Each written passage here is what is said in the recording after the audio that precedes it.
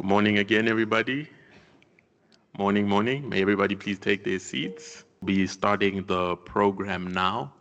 So firstly, I would just like to thank everybody for coming to this workshop. Obviously, we're here at the ARC Central Office in Hatfield, so it's only right that we get a welcoming from some ARC representatives. So unfortunately, we are going to have a welcoming by Prof. Norman Maiwashe, but he unfortunately got caught up in the traffic due to the protests, so he will be unable to get here anytime soon. So in his place, we'll actually be getting two presentations from Dr. Mary Jane Tayala-Chimuka, who will firstly be reading on behalf of Norman Maiwashe, Prof. Norman Maiwashe.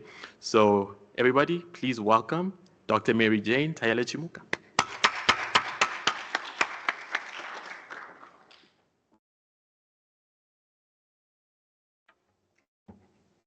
Good morning, everybody. Yeah, I'm in very big shoes, so if I make a mistake, I don't want to be fired. So my boss's speech, because he's delayed, Professor Norman Maiwashe, so I'm going to read it. I hate to read things, but unfortunately I will read. Prof. Norman Maiwashe is a general manager of, I think we have got 15 institutions at ARC. So the one in Irene, the biggest one actually, animal production, he's the general manager. So he was supposed to welcome us, and here it is. Ladies and gentlemen, good morning. On behalf of ARC, Agricultural Research Council, it is my great pleasure to welcome you all to the 25th SABIA workshop. We are honored to host this important gathering here at the ARC Central Office. I was hoping he's coming in because I see other people. And we sincerely appreciate your commitment to advancing the biogas sector in South Africa. We are also privileged to acknowledge the presence of in his absence, Mr. Gordon, Secretary General of SABIA, Mr. Tusang Moyo, the manager of SABIA Center of Excellence, Dr. Mary Jane, myself, Tayala-Chimuka, myself, senior researcher at ARC, and also the manager of Center of Excellence on the side of ARC. Thank you for the leadership and expertise you bring to this partnership and to the sector. Allow me also,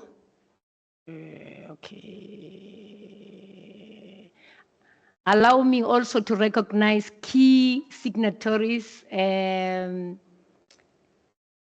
speakers joining us today. Dr. Gamuchirai Mutezo, Madam Waste, so-called. Mr., if I butcher your name, please excuse me. Mr. Jobst, is that Schulte-Brader, you had it. Resilient Secular, and Mr. Guy, ne? Is that Mr. Guy? Ngosi, okay, from BlueHills. We are honored to have you within us, and we value the contribution you continue to make to the development of the biogas industry. Today's workshop brings together a broad and dynamic community, industry leaders, researchers, policymakers, project developers, and technology innovators. The diverse is not only welcome but essential. The biogas sector challenges and opportunities demand collaborating thinking, multidisciplinary expertise, and an openness to new ideas. This workshop provides an interactive platform where we can engage in meaningful dialogue, learn from one another, and strengthen partnership with South Africa and beyond.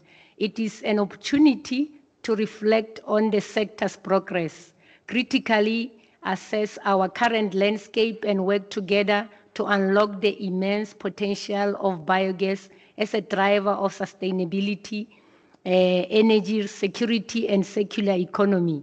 In December 2023, the Agricultural Research Council, which is this company, and the Southern African Biogas Industry Association, SABIA, formalized their partnership through the signing of Memorandum of Understanding establishing a Center of Excellence on Biogas. This landmark agreement set a foundation for developing South African national technical capacity and supporting the professionalism of this emerging industry. Through this collaboration, SABIA and ARC are combining their collective expertise to advance cutting-edge research, promote technological innovations, and encourage more efficient and sustainable biogas solutions. Importantly, this partnership also prioritizes human capacity development, ensuring that training, skills development, and knowledge transfer become integral to building a strong and resilient biogas workforce for the future. As we begin today's program, I encourage you to engage actively, listen openly and collaboratively, meaningfully. The ideas and connections formed here today have the power to shape the next chapter of biogas development in our region. Thank you once again for joining us, and a special word of appreciation to SABIA for your continued partnership and shared vision. Welcome everybody to SABIA workshop. Let us begin. I hope I did a good job.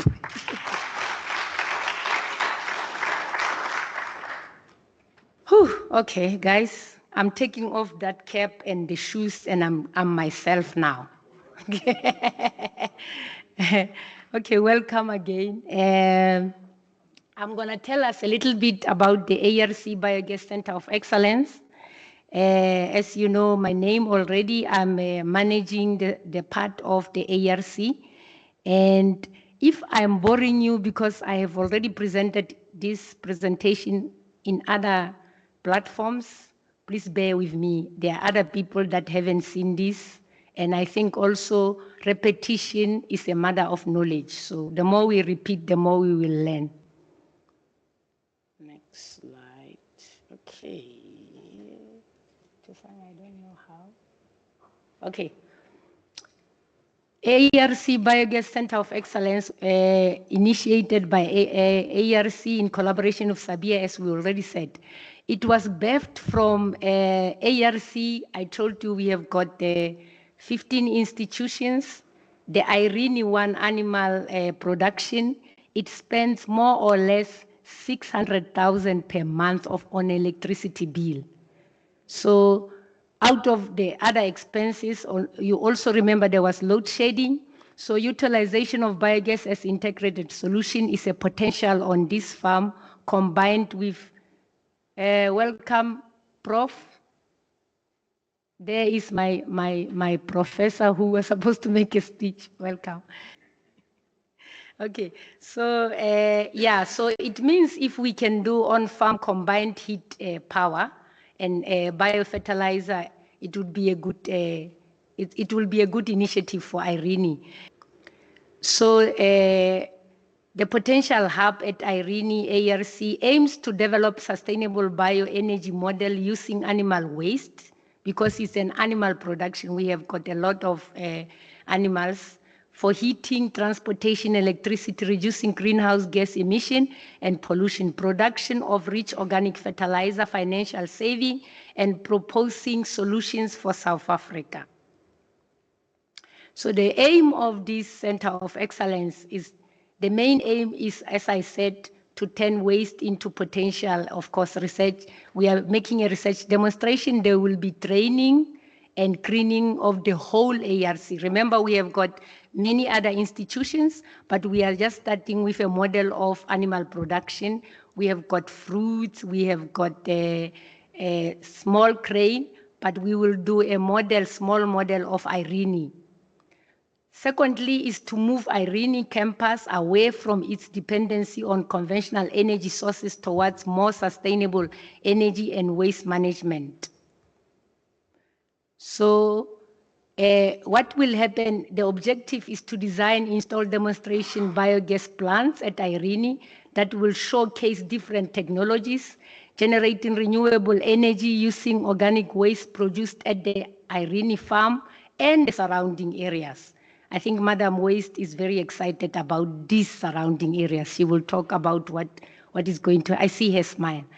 Reducing the Irene farm energy bill by using the generated biogas energy. Also, we want to improve the management of organic waste generated at Irene farm by using the installed biogas digesters to treat organic waste. Establishing biogas laboratory, digestate test, fields and training and knowledge center, collectively known as Biogas Center of Excellence. Use of the Biogas Center of Excellence will be done to conduct research and development training and information and dissemination. So under research, I can mention few, don't want to waste. There will be methodology and nutrient recycling challenges with biogas, costs, and beneficial technologies, lifespan charting, impact of different feedstocks, testing of various plant type and mixing ratios for farmers. I know there are many farmers that are listening, they are waiting, and there are some things that we are cooking of different feedstock. Upscaling biogas slurry as an insect repellent, potential assistant of BCNG and green hydrogen. Various research. Demonstration center will include biogas models, small, medium, farmer level, including financial technical data, building a small scale biogas system, feeding, testing, troubleshooting, management, using of biogas slurry and management of waste. And of course, as research, they will be publishing of results also.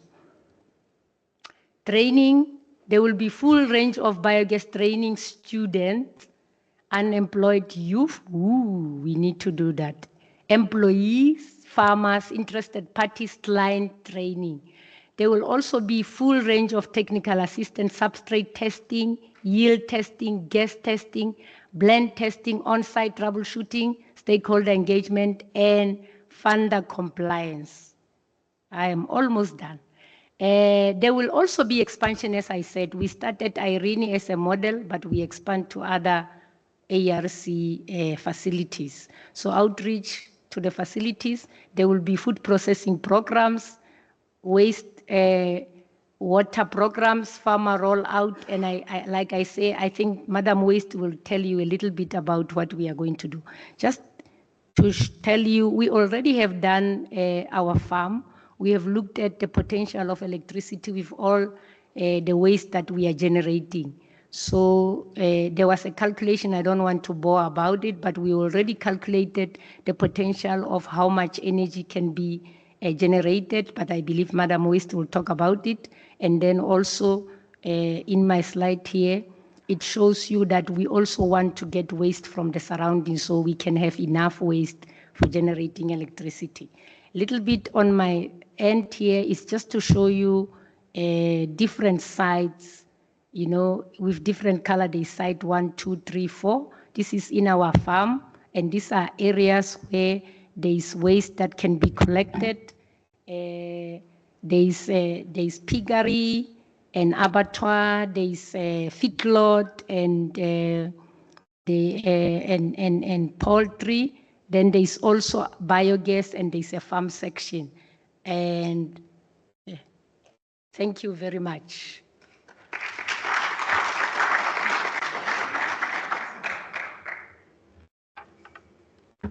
Thank you for that presentation, Dr. Mary Jane. I would just like to invite Professor Norman Maiwashe to maybe just say a few words. Dr. Mary Jane did a very good impression of you earlier today. It was a very nice welcoming, so if you don't mind, you don't need to say your exact welcoming, but you can just, you know, introduce yourself in person now. So everybody, let's please give it up for. Good morning, everyone. It's a bit embarrassing to go through the welcome in this manner. I think it was something that was really beyond my control, and I must profusely apologize for creating this confusion. I'm not going to go through the speech again. I guess the idea was so that you can be able to see who the culprit is, so that when you see me in the corridors, you will make me pay for it. As introduced, I'm Norman Maiwashe. I am with the ARC, and I'm located at a site where the Center of Excellence is based. I was informed about this workshop a long time ago, and I was quite excited about it. I'm happy to see that there's quite a lot of people out here to come and attend this workshop. But equally, I see that there is a lot of virtual people also attending this workshop. So for me, it's very, very exciting. I think the dream is really coming true. And I wish you well in your engagements today. I'm hoping that the ideas that will come out of here, they will be converted into real, practical, tangible interventions that will be implemented in support of this new important sector. It is critical that we use any opportunity that we have to drive economic development, and we should not miss this opportunity. So hopefully today it's going to re-energize all of us. I know that there are champions for this who have been doing all the work behind the scene. And hopefully today you will lend them that support that is needed to drive this initiative. And as Mary Jane has indicated, I think the workshop has begun. I'm not going to take more time, but it's just exciting to see all of you. Of course, when you see me in the corridor, remind me again to say, don't be late again. Thank you, colleagues. I wish you well.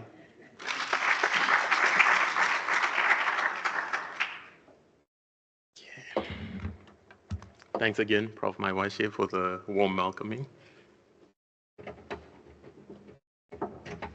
I have a short presentation here just on the biogas workshops. What are they? Because I'm sure that a lot of you are not really from the SABIA network. So this is probably your first engagement with SABIA. So this is the first time hearing about these workshops. So hopefully in this session, after my short presentation, you can kind of get a better understanding of exactly what it is we do and what these workshops are. So my name is Tusang Moyo. I'm the manager of SABIA's Center of Excellence, which you just got the presentation on by Dr. Mary Jane, so I'm not going to go into detail with that again. Thank you for joining this in-person workshop. Thank you to everybody who's joined us virtually. We really appreciate you being here. Let me mute up over here. Yeah, we really appreciate you for joining us here today. Thank you to the speakers who agreed to coming and presenting and sharing knowledge with the people within the network. I'd just like to reiterate, you are not getting paid. This is free. So, but thank you for joining us either way. We really appreciate you being here. So, I would also just like to just say a thank you to the ARC for being sponsoring this event, giving us the venue. It is much appreciated. Your hard work with organizing this is also not going to go unnoticed. So thank you once again to the ARC. Okay, so let me dive right into the presentation. Firstly, what is SABIA?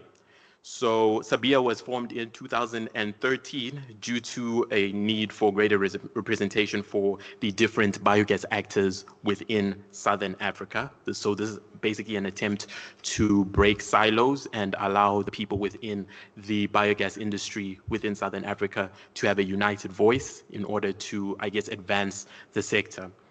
So what is SABIA? Once again, it is a non-profit organization which represents the different stakeholders within Southern Africa's biogas arena. So yes, we are not just South Africa.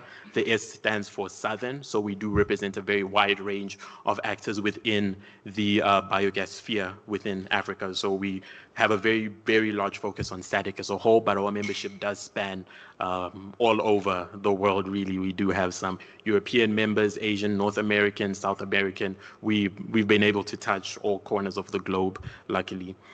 And yes, so that is basically the long and short of exactly what it is that we do.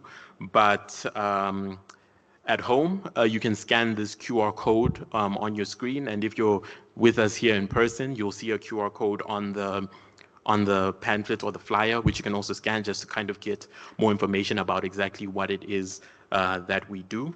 So please do visit our website just so you can maybe just get a bit familiar. And I'm just going to send a warning ahead of time. You're going to see a lot of QR codes during this presentation, so please have your phone at hand. We're trying to decrease paper waste, so you'll get a lot of virtual QR codes. So next, I would just like to introduce the SABIA board. So basically, SABIA comprises of a very diverse group of biogas specialists and experts who basically bring something different to the board. They basically occupy different portfolios within SABIA's organization. So just some of the companies that are represented within the SABIA board. Firstly, we have Bio2Watt, which is actually represented by Mr. Kondwani Banda, who's there at the back. Everybody please look at him and stare at him. And there he is, so Kondwani Banda. So he's actually one of the co-organizers of this workshop series as well. So he has quite a great input on this whole event that we are currently at.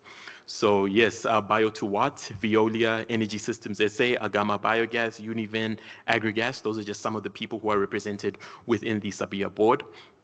So I'll just kind of run through the names since we already know Mr. Kondwani Banda, who I told you to stare at just now. We have David Cornish, who is the treasurer. We have Gordon Ayers, who's the Secretary General. We have Dr. David Tinaro, who is the head of training. We have Mr. Dennis Teal, who's the head of commercial. We have Mark Templeton, who is the head of financial. Then we have Mr. Francois Groenewald, who is the head of the engineering within SABIA. So these are the people who represent the board, but obviously the main representatives of SABIA are the membership, our members. Some of you present here are members. Hopefully by the end of this workshop, all of you are members, right? No? Okay. We'll move on. Next, we have the SABIA model. So with the SABIA is a membership-based association. And this basically means that the way that we are able to continue to run is by people joining our membership. And we basically welcome a very, very wide range of stakeholders and representatives, which includes people such as students, individuals, small / medium enterprises, large corporate entities, government entities, NGOs, and academic institutions. So just to get a show of hands, how many of us are SABIA members, active SABIA members? Oh, that's not bad. That's definitely not bad. I was expecting like 3 people, but that's a very welcome sign. Thank you. So yeah, that's just basically the SABIA model. So once again, the QR code, if you want to become a member, the QR code that is on your flyers will send you right to the page where you can join the biogas cause in Southern Africa.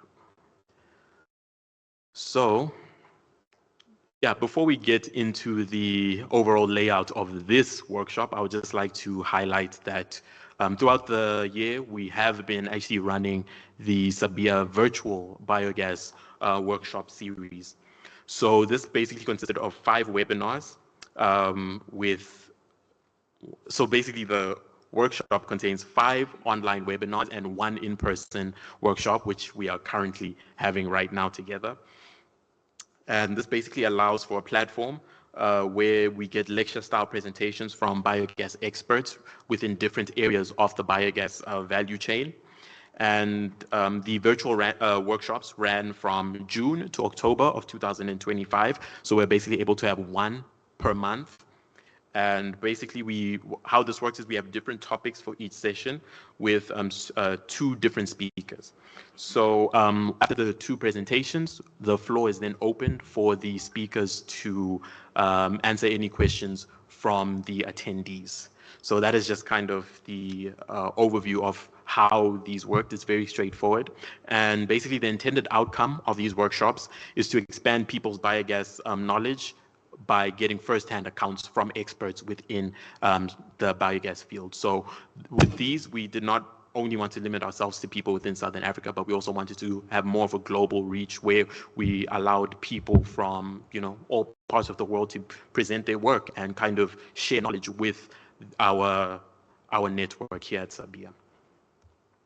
So next, the main objectives of the workshop, firstly, include knowledge transfer. So basically, this gave a platform where people can gain knowledge directly from the experts, as previously stated. And basically, this allowed for very diverse perspectives to be shared because, as previously stated, these people are within different areas of the biogas value chain. And next, we have the real-time inquiring, which is very, very important because after the presentations, as I stated, the floor was open for people to ask a range of questions, anything that they might want to know from the presenters. And also, even if it's not a question, just simply a comment. And this obviously leads into the next objective, which is networking.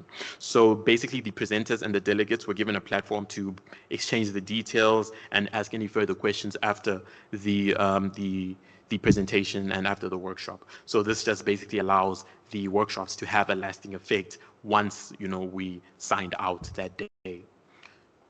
So moving on to the target audience, as previously stated, our speakers and delegates were from all over the globe, and the speakers were once again very, very diverse, where we have people such as industry experts, lecturers, entrepreneurs, students, researchers, as well as just people who are interested in biogas, who are just getting a foot in the door and they would just like to maybe present their work and just get points from the people who will be present during the workshop.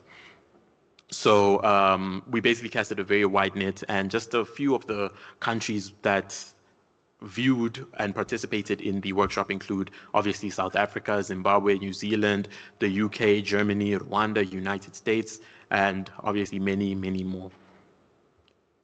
So now I'll just be giving acknowledgement to the different sessions that were held throughout the course of the virtual workshop.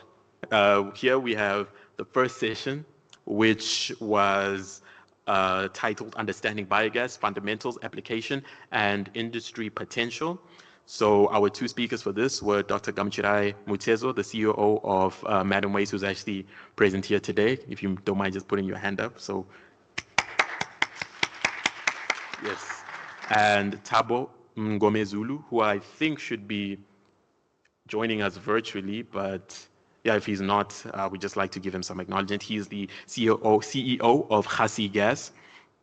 So basically, the point of this workshop was to give an introduction to biogas. What is biogas? What is the science behind anaerobic digestion? What are the key applications such as energy generation, waste management, and biofertilizer production? Then next, we discussed the current state of biogas, of the biogas industry within South Africa. And then we just explored the role of biogas within sustainable development. Session 2 was titled Biogas and the Circular Economy, Integrating Waste to Energy Solutions. And this one, we had the presenters, firstly, Dr. David Tenaro, who is the senior lecturer at University of Venda, and he's also a member of the SABIA board. And then we also have Andre Siebert, who is the director at Tightrope Integrated Services Group. And this workshop focused on the role of biogas in closing the waste loop and reducing landfill dependence. Opportunities for collaboration between municipalities, industries, and waste management companies. Then finally, linking biogas to organic farming, wastewater treatment, and biofertilizer production. Moving on to session 3, which is a very, very, very popular topic, unlocking biogas financing, innovative funding models, and investment strategies. Because one thing I've learned, when you talk about money, people will attend, and people will be very, very engaged. So our two speakers for this workshop were Ms. Maudine van Rooyen, who is the Power and Sustainable Solutions representative from Standard Bank, and then we have John Campbell Cobb, who is the Chief Technical Officer at Climate Fund Managers. And this session focused on exploring funding avenues, grants, venture capital, bank loans, and carbon financing within biogas. Then next we have the strategies for attracting investors and structuring bankable biogas projects. And then finally, we have the insights from financial institutions and project developers. And yeah, so that's session 3. Session 4, we have innovations in biogas technology, advancements and future trends. Our two presenters for this session were Dr. Patrick Mukumba, who's a senior lecturer at the University of Fort Hare. And then we have Moses Mutaung, who's the director at Re-Energize Africa.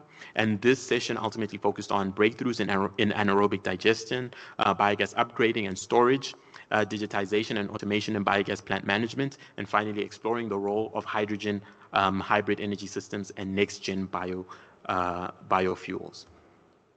Then the final online session was titled Biogas as a Key Player in South Africa's Energy Transition. So this session, once again, we have 2 returning speakers, which includes Dr. David Tinaro once again and Moses Mutaung. And this session focused on how biogas can support South Africa's just energy transition and energy security, the role of biogas in decentralized energy grids and rural electrification, then finally collaboration opportunities between biogas and the natural gas sector. So those are the 5 virtual workshops which were held. And looking to the future of the biogas workshops, we have 5 points that we're going to be looking at going into next year. Firstly, it's network expansion. So we just want to reach more potential speakers and attendees. So if you're here today and you're interested in potentially speaking at one of the future workshops, please do meet with me throughout the course of this workshop. Then next we have more in-person workshops. So hopefully this workshop is the beginning of a series of in-person workshops that we will be holding in future, because it is very important to have these in-person engagements. Then third, we want to have increased student participation. And this is because we believe that students would actually benefit greatly from this knowledge, given the fact that it seems like biogas, there's kind of a need for people to know more about biogas and its role within waste management and renewable energy. Then fourth, we would like to make use of increased social media engagement. So this includes making use of YouTube and other platforms and basically engaging with people, asking them, what do you want to hear from these workshops? And asking, what have you learned from these workshops? Have these workshops helped you at all? How can we actually improve? So we think that more social media engagement would definitely help with that. Then fifth, we would like to look at more workshop collaborations. This means that organizing workshops in collaboration with other companies and associations. So this could entail looking at some other industry associations such as the photovoltaic or SABIA, so that we can kind of explore maybe hybrid solutions and seeing how, we can kind of push renewable energy as a whole, while also focusing on the benefits that each renewable energy technology actually presents. So I'm sure you just heard me go through all 5 of these sessions, and some of you are like sad that you missed out on some of them. I understand. That's why there's this QR code over here where you can watch the previous sessions. So if you scan this, it'll take you directly to our YouTube where you can watch all 5 of these sessions in full. Do not forget to subscribe as well, just so that you can kind of keep up to date. So please do scan this. If you're at home, scan your screen, or you can just follow the link below to the YouTube page, just so that you can kind of get a recap before moving into next year. So this session will probably also be going up on YouTube. So yeah, moving on. Yeah, we can now speak to this session that we are currently in. So we have 3 speakers who will be presenting today. So the format is as follows. We'll have introductions done by me. I'll read out their bio for each of the speakers so you kind of know their background and why you should listen to them. Then next we'll have their presentation, which will be roughly 30 minutes. Then after this, we'll have a Q&A right after the presentation. So this is different from the virtual workshops where we wait until the end. Instead, we would like you guys to engage while the information is still fresh in your head, and then we'll give you 20 minutes to ask any questions. So I hope that the people who are joining us virtually, you can just be noting any questions that you have, and then you can just raise your hand during the Q&A. But please feel free to make use of the chat as well, just so that we can address your questions once we enter the Q&A. And also, we'll have the workshop agenda, so please scan this just so you can stay up to date. So unfortunately, I'm sure that it's going to be changing throughout the course of the day, so I'll be updating it just so that everything is in line. So please do scan this. It's a live updating agenda, so if we go, over time, you can say I didn't lie to you because the agenda is there, it's updated, it shows. But if we go under time, that's even better. So we can, have lunch earlier. So yeah, just make sure to scan that so that you can get the workshop agenda. Is everybody scanned? Okay, you have? Okay, perfect. Next, the conclusion. So I'll just like to conclude by just touching on some of the key points. Firstly, the aim of the SABIA Biogas Workshop Series is to expand people's biogas knowledge. So it doesn't matter if you're within the biogas space or if you are interested in it, don't know what biogas is, I would definitely recommend that you attend one of these sessions just to, expand your current knowledge. I feel like it'll be very beneficial, especially if you're a student. So next, this year, we held a total of 5 virtual workshops, and the 6th one is in person today. We are currently in it. And finally, one of the things that we're definitely going to be pushing for throughout the year or the years will be more in-person engagements such as these, so that we can actually meet with the people within the SABIA network and have questions directly from everybody. So yes, thank you for your attention. We can start the program now. Thank you.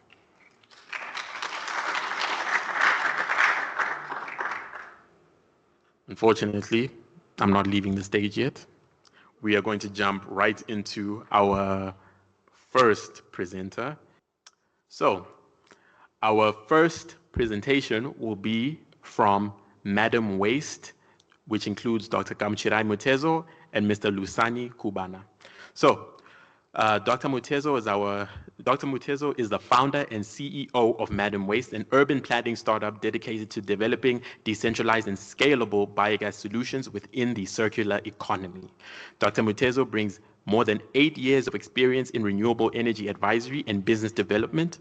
Her work centers on transforming today's waste challenges into tomorrow's clean energy opportunities, a vision she captures powerfully in her motto, lifting stones today to move mountains tomorrow. She's committed to designing waste-to-energy systems that uplift communities, build resilience, and open new pathways for sustainable development across Africa. Joining Dr. Mutezo, we have Lusani Khubana. He is the project officer at Madam Waste. Lusani is an environmental systems specialist with strong expertise in environmental assessment, monitoring, and GIS. His background combines rigorous research capabilities with extensive fieldwork experience, and he brings a deep commitment to advancing sustainable environmental management. At Madam Waste, Lusani plays a leading role in project implementation and capacity building, stakeholder engagement, market development, and innovation. His work includes coordinating the rollout of composting systems, designing and facilitating training programs, developing strategic partnerships, and driving waste valorization initiatives. Known for his curiosity, professionalism, and ability to thrive under pressure, Lusani is passionate about helping communities adopt practical and impactful circular economy practices. Ladies and gentlemen, let's please welcome the Madam Waste team. All right. Good morning, everyone. Good morning. Let's try that again. For those who know, I will poke you until I get that vibe going because this topic is on point. Good morning, everyone. Good morning. Awesome. Firstly, thank you so much for being intentional with your time, especially for this underexploited space called biogas. There's so much that the space has to offer. And over the next 30 odd minutes, let's see, there we go. At least it's behaving on our side. If it misbehaves, then we'll go back to non-presentation mode. All right, to offer a bit of context and background, I'm trained as a town and regional planner, but along the way through experiences and conversations, I've met this man called Biogas, and it was just love at first sight. It was just amazing. How can you turn waste into energy? Did not make sense. And so at master's and doctoral level, it became one's life mission to see, as a traditionally trained urban planner, can we be intentional with the way we manage particularly organic waste within our urban areas? The reality of the matter is our municipalities cannot handle this by themselves. So we need to, as our president would say, hashtag #Tumamina, raise our hands and be part of that solution. So that's where the notion and the idea of Madam Waste came from, to be intentional, be part of the solution, and importantly, look at it as a business, such that we are not addressing waste just from a technical perspective, but we also showcase that it is possible to run a business out of it. So over the next 30 odd minutes, we'll be sharing our story from the demonstration that we have piloted, we have started operating, etc., all the way to what our plans are. And I'm joined by my colleague intentionally because one of the things that I really, really love doing is working with young people. So my team is young. And these are the guys who will call me and tell me, Doc, this is what we're thinking, let's do that. So that gives me hope for tomorrow. If we're not able to address the issues with the older generation, and please take it with a light heart, at least we know that the younger generation are more malleable and flexible to explore, play, burn things, roast, you name it, such that tomorrow we have a different story to tell around biogas.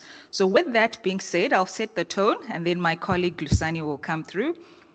I always tell him that his ginger will take him places, and this is one of those platforms where I'm saying, let us see the ginger evolving into the next level. So when we talk about capacity building and skills development, Exhibit A, ta-da!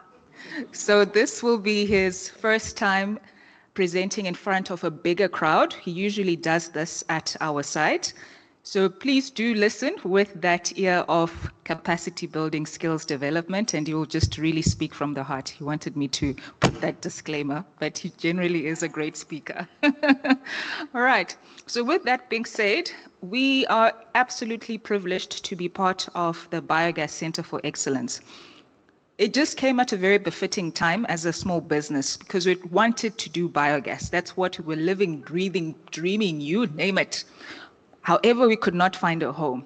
Long story short, when this initiative came up, it was just befitting for us to be there because firstly, the location is on point, access to 3 metros, Ekurhuleni, Tshwane, Johannesburg, when it comes to external feedstock coming in. Secondly, access to livestock manure. Thank you. I mean, wow. And thirdly, also access to garden material or green waste. So the notion for us when we started off is like, all right, as a business, we've been in the consulting space. You try and explain to a person, this is what circular economy could look like. And they get it like, yeah, I know. Yeah, it makes sure. Until such a point where, like, okay, how far with the activities? Sometimes it's about going to a site and seeing something, being able to relate to it. So if you're able to see a little biogas system or a little composting, like, oh, okay, this is what you're talking about when you're saying A, B, C, D. So it was just a perfect marriage for us to be part of the Biogas Center for Excellence. Then the journey started, the entrepreneurial part started. All I can say is, hey, Banna, Father Lord God. However, it's still part of the ethos because as Madam Waste, our intention is not only to shift mindsets around the beauty of organic waste, but also to showcase that you can run a business out of it. Because the solutions that are required to address diversion require us as individuals and as enterprises to, again, raise our hands and offer those solutions within our urban areas. All right, are we still together? Audio testing, are we together online? Hands raised? Okay, looks like we're still together. Right, so where we are currently located, there are three offerings that we have. Firstly, there's a small-scale biogas system, which is what Lusani will take you through.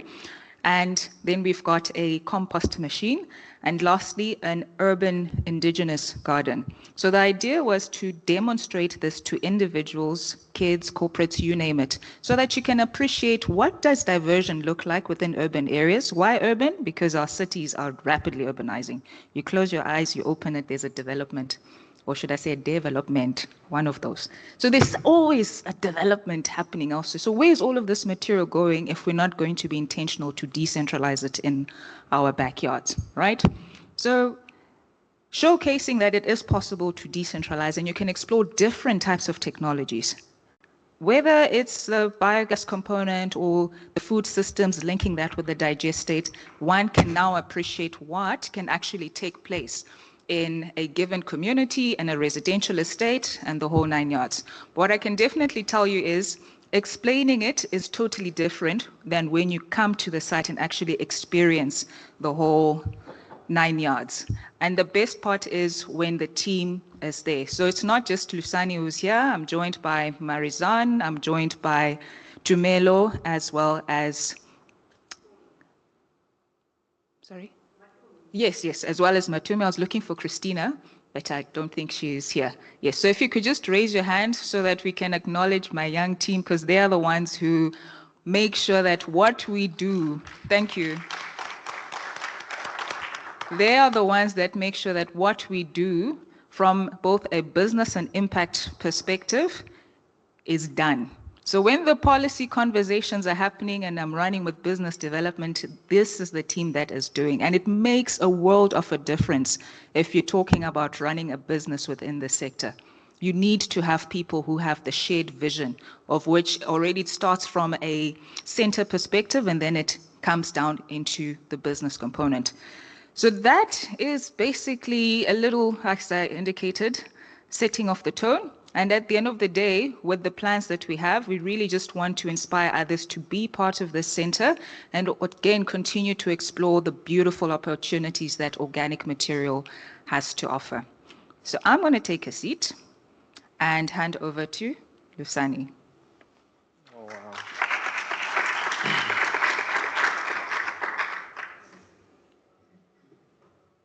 All right. Thank you for that. Firstly, Tusang, thank you for the beautiful intro. I couldn't have said that myself. You made me look so cool. Firstly, I will start by the reason why we exist as Madam Waste, which is pretty much why you are all also here as well. So we exist because of a problem, which is that African cities are experiencing an unprecedented urbanization, which leads to the generation of a lot of waste and energy demand. So we saw that the organic waste, which most people often see as trash, is actually a missed opportunity for energy and soil health and emission reduction as well. So that's the reason why we exist, is to solve that problem. All right. I know you guys like statistics. So what are the numbers saying? So currently in South Africa, approximately, I'm sure it's more, 12 million tons of food waste per year is generated. And then from the 12 million, only 10% of it is reclaimed or turned into something of value. And then the rest of the 90% is sent to landfill site. So that's a very big problem. It's an untapped value in the waste stream, which is just buried. It makes me sad when I think about it. So the longer we delay the intervention, the longer the environmental debt we're gonna pay. So the sooner the better. Okay, just to mention a few consequences of sending the organic waste to landfill site. The first one is leachate, which simply means that the liquid that's generated from the organic waste pollutes groundwater. And then from the top of my head, the example I can think of, it's let me think, what's the name of that landfill site? Northern landfill site. So they did a study there, and then they found out that the groundwater has been contaminated.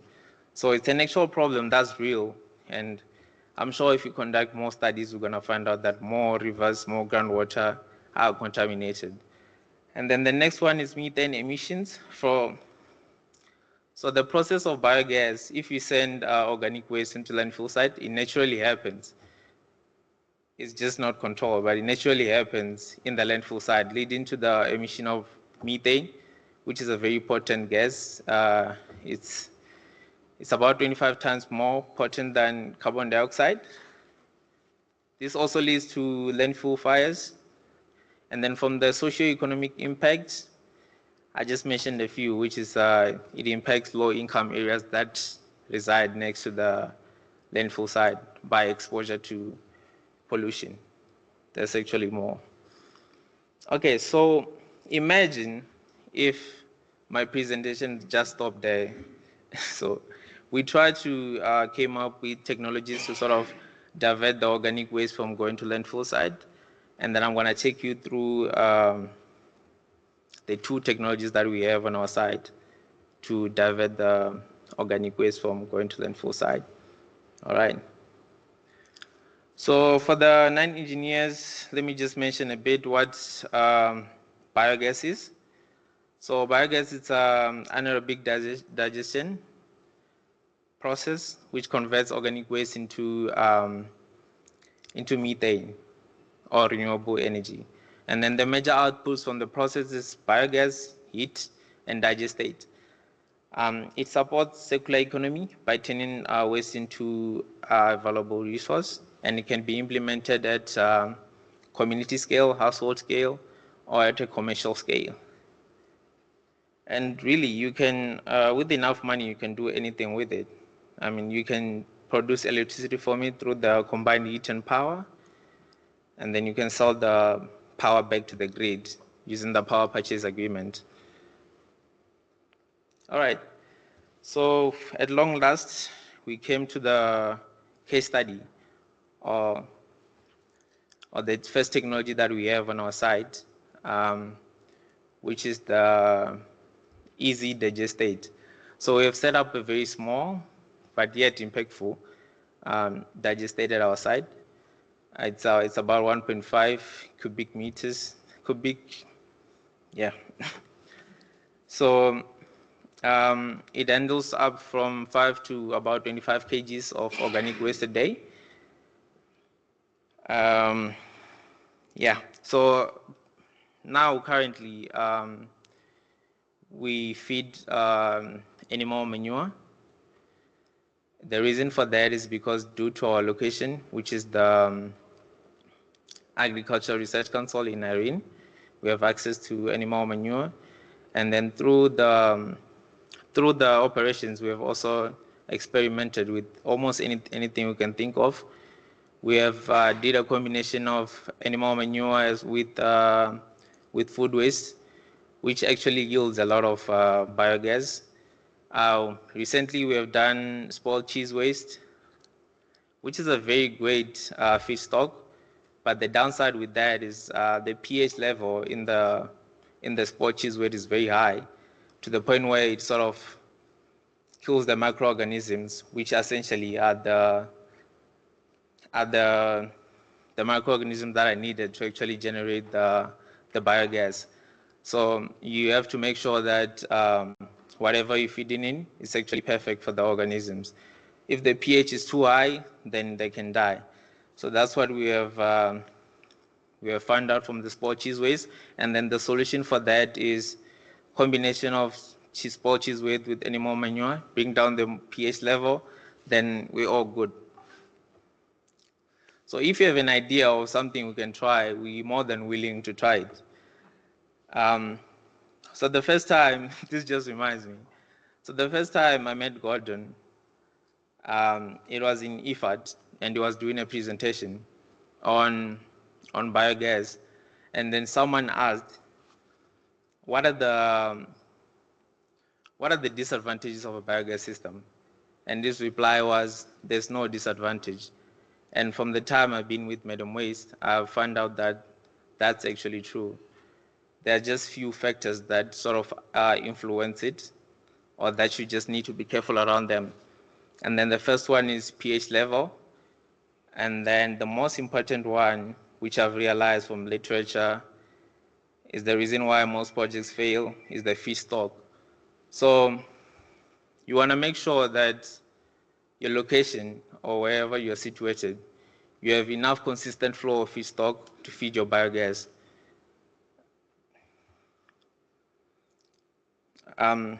Yeah, so I mean, this has been seen at more like the negative or the factor in play. It has been seen at Uganda. I think it was called Kapal, Uganda Kapal. So they were using wastewater, but because the feedstock was contaminated, it wasn't so good. So the project almost failed. And another factor is moisture content. So whatever you're feeding into the biogas, you just have to make sure there's enough moisture in order to allow the microorganism to actually be happy and to make the process of breaking it down more quicker. And then temperature as well plays a very huge role. So it actually is perfect. The biogas is perfect for warmer climates, but that's not something that there's no way to work around it. So you can experiment through blankets in the biogas system. Then you can have perfect production of methane. All right, so the byproduct of the digester itself is the biogas, obviously, and then that digestate, which is this liquid that comes out from the other end. If you can see on the picture where there's biogas and the yellow bucket, that's where the digestate comes out, and it can be used as organic biofertilizers, which is very great for the soil improvement. I'm sure I missed something. If you want me to confidently go through the details, please come on site, and I will go through this very slowly and in more detail. All right, so to decentralize organic waste, we also have an EcoBot system on our site. That's too far.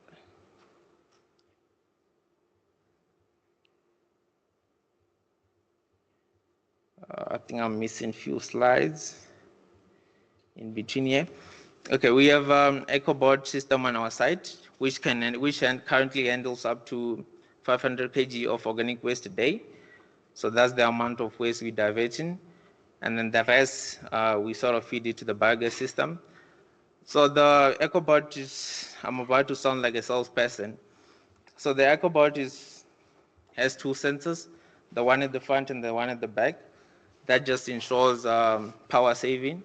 So if the system is done, let's say in 16 hours, you can then go on power saving mode. It also has a built-in shredder, just to break down the bigger food waste pieces into smaller pieces, just to ensure the process actually goes faster of making compost. And then the second inlet, which is the smaller door, it's for animal manure or sawdust. The reason for that is to bring down the moisture content. So let's say we're feeding in something that has a lot of moisture per se. You need to put animal manure or sawdust just to bring down the moisture content, and then within that 24-hour period, you're gonna have your compost. So it's a very cool tech, I must say. All right, that's pretty much everything. I think Dr. Gamu is gonna come wrap it up for us.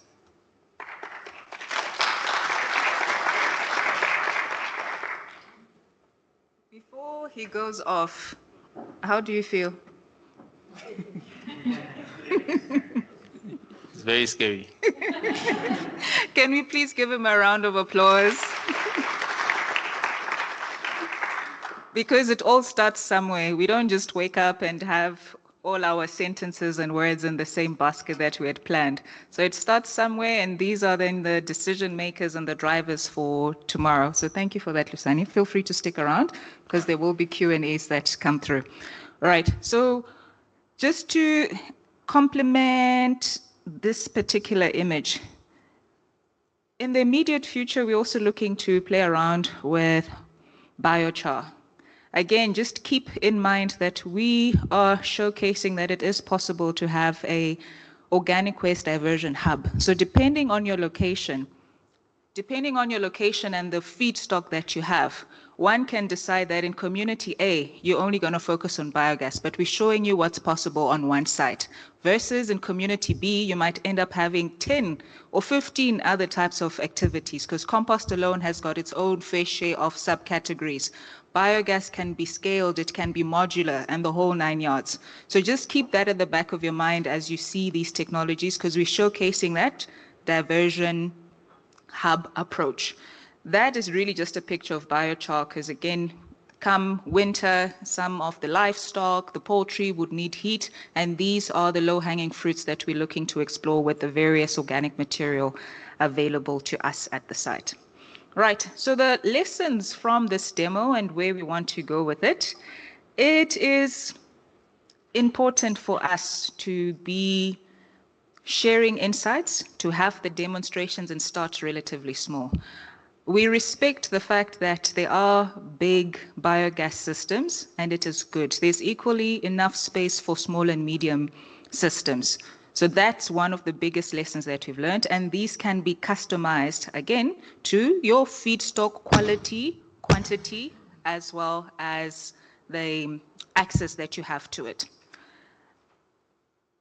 Co-digestion. I mean, we've had a supercalifragilisticexpialidocious experience with the biogas system. As Lusani mentioned, one day we mix animal manure with some food waste. Next day we are mixing it with other types of livestock material, and we get to experiment and see, based on where it's located outside, do we need to have an insulation blanket, or do we need to add a shot of gin? Who knows, you know? I mean, it could do the things. So it has given us that opportunity to really see that there is a grand opportunity for co-digestion, irrespective of the size of the system that you have. It will just continue to remember the principle of quality, quantity, as well as access. Because the last thing you'd want to do is to set up a system and you cannot quite guarantee that access to the feedstock, because this basically works like your tummy. You constantly need to eat, unless you're fasting, of course, that's different. But yes, you constantly need to eat and ensure that you've got your plate relatively well. And the fourth point is real-time monitoring needed to prevent failures. So again, a big shout out to my team, because they are always there. When something goes left or when it goes right, they are there to monitor, and we're very pedantic about data collection. So this is then going to become a publishable paper in years. If you then ask us about our methodologies, well, some of them have been indigenous. They haven't been fully academic. I'm not looking at Dr. Mary Jane, you know, but that's where the beauty lies, because you learn new things, and you learn new things from a technical perspective, as well as when it comes to operating a business out of it. So the key element within this is that demonstration sites drive adoption and partnerships. So on a weekly basis, we have up to 10, 15 individuals who come and see, who are just curious, who want to understand, what does this thing called a biogas look like and how does it operate? And by the time they leave, which is also quite heartwarming, is that the mindset has been shifted. So they become intentional with activities such as separation at source, because all of you sitting here, you are as much generators as you are part of the solution. It's not until you get exposed to some of these things that you become intentional with how you handle that. So going forward with the numbers that we have through the ARC, we are seeing that potential for energy generation. Right, and our plan is to scale. So the demo will remain. It will continue to be a space of skills development, capacity building, and we're really, really hoping to have primarily schools, whether it's primary school or high school, coming through to see these things, and then we get their hands dirty in some of these activities, because they can certainly see this as a career. There's equally that chance for us to set up 0.5 megawatt, 1 megawatt biogas systems. But this will require us to bring material from outside, primarily food waste. So the conversations are flowing between different organizations who are looking to dispose of their food waste or agro-processed material. And as we start the planning and engineering design, this puts us in a position to see whether we're going to locate ourselves at the piggery or we're going to locate ourselves at the poultry section, because you saw the earlier map which Dr. Mary Jane had also shared. This is the current map. So we are at AD2, which is basically the amber. That's where we're currently located. So we could look at setting up or scaling up within AD2, or we can look at scaling up within AD3, which is where the poultry is. So the opportunity for us to scale is there, and we can really play around whether we're going to stick to the energy component as part of reducing the ARC's energy bill, or we do the energy and also maximize on the heat component. One of the really cool activities that we're currently doing now from the digest state that we have is we will be trialing some crop, and this crop is typically turned into animal feed. So we'll get to see the type of soil before and after the digest state, how it will impact the crop, and the same crop is then fed to the animals. The leftover material, we will digest that, or break it down, or convert that into compost. So that golden thread of a circular economy going through. And again, from a business perspective, part of the scale is fundraising. We have seen, again, our ancestors in this process, but these are experiences we're willing to share with current or aspiring small businesses so that you don't go in blindly. When we don't share information and experiences, we're not helping the industry, nor are we helping the greater waste management sector. So that is going to be our plan in the next 6 to 12 months to really scale in a manner that the ARC can enjoy one or more types of energy from the biogas systems. So the technologies will vary. Ideally, would like to look for locally manufactured, but where we can't, we can always mix and hybrid, because that has a detrimental effect on the cost and the pricing, right? So we'll be playing around with, as you can see the table below, the continuous stirred tank reactor. So for those who don't know what that is, like Lusani said, come to the site, we can talk about it. We can look at the plug flow reactor. Otherwise, you can chat GTP some of these terms. There are a few technologies that we can look at. So these will be part of our chat. And like I mentioned, the training and R&D will continue to use this easy digester to shift mindsets. So with that being said, let's be intentional in our homes. Let's be intentional in our work areas. Let's be intentional in our institutions. When we talk about separation at source, this is what you enable when you separate at source. You create opportunities for small enterprises to either collect the material, for enterprises to do the processing, for enterprises to do the sales and marketing, for enterprises to do the social media, the PR and the branding. So there's a whole value chain that is enabled when you are intentional with separation at source. And this is really encouraging you as well, that during lunch you dish what you can finish. And if you can't finish it, that's where we would typically come in and make sure that we feed our digester. So thank you for your ears, and cheers to being intentional human beings.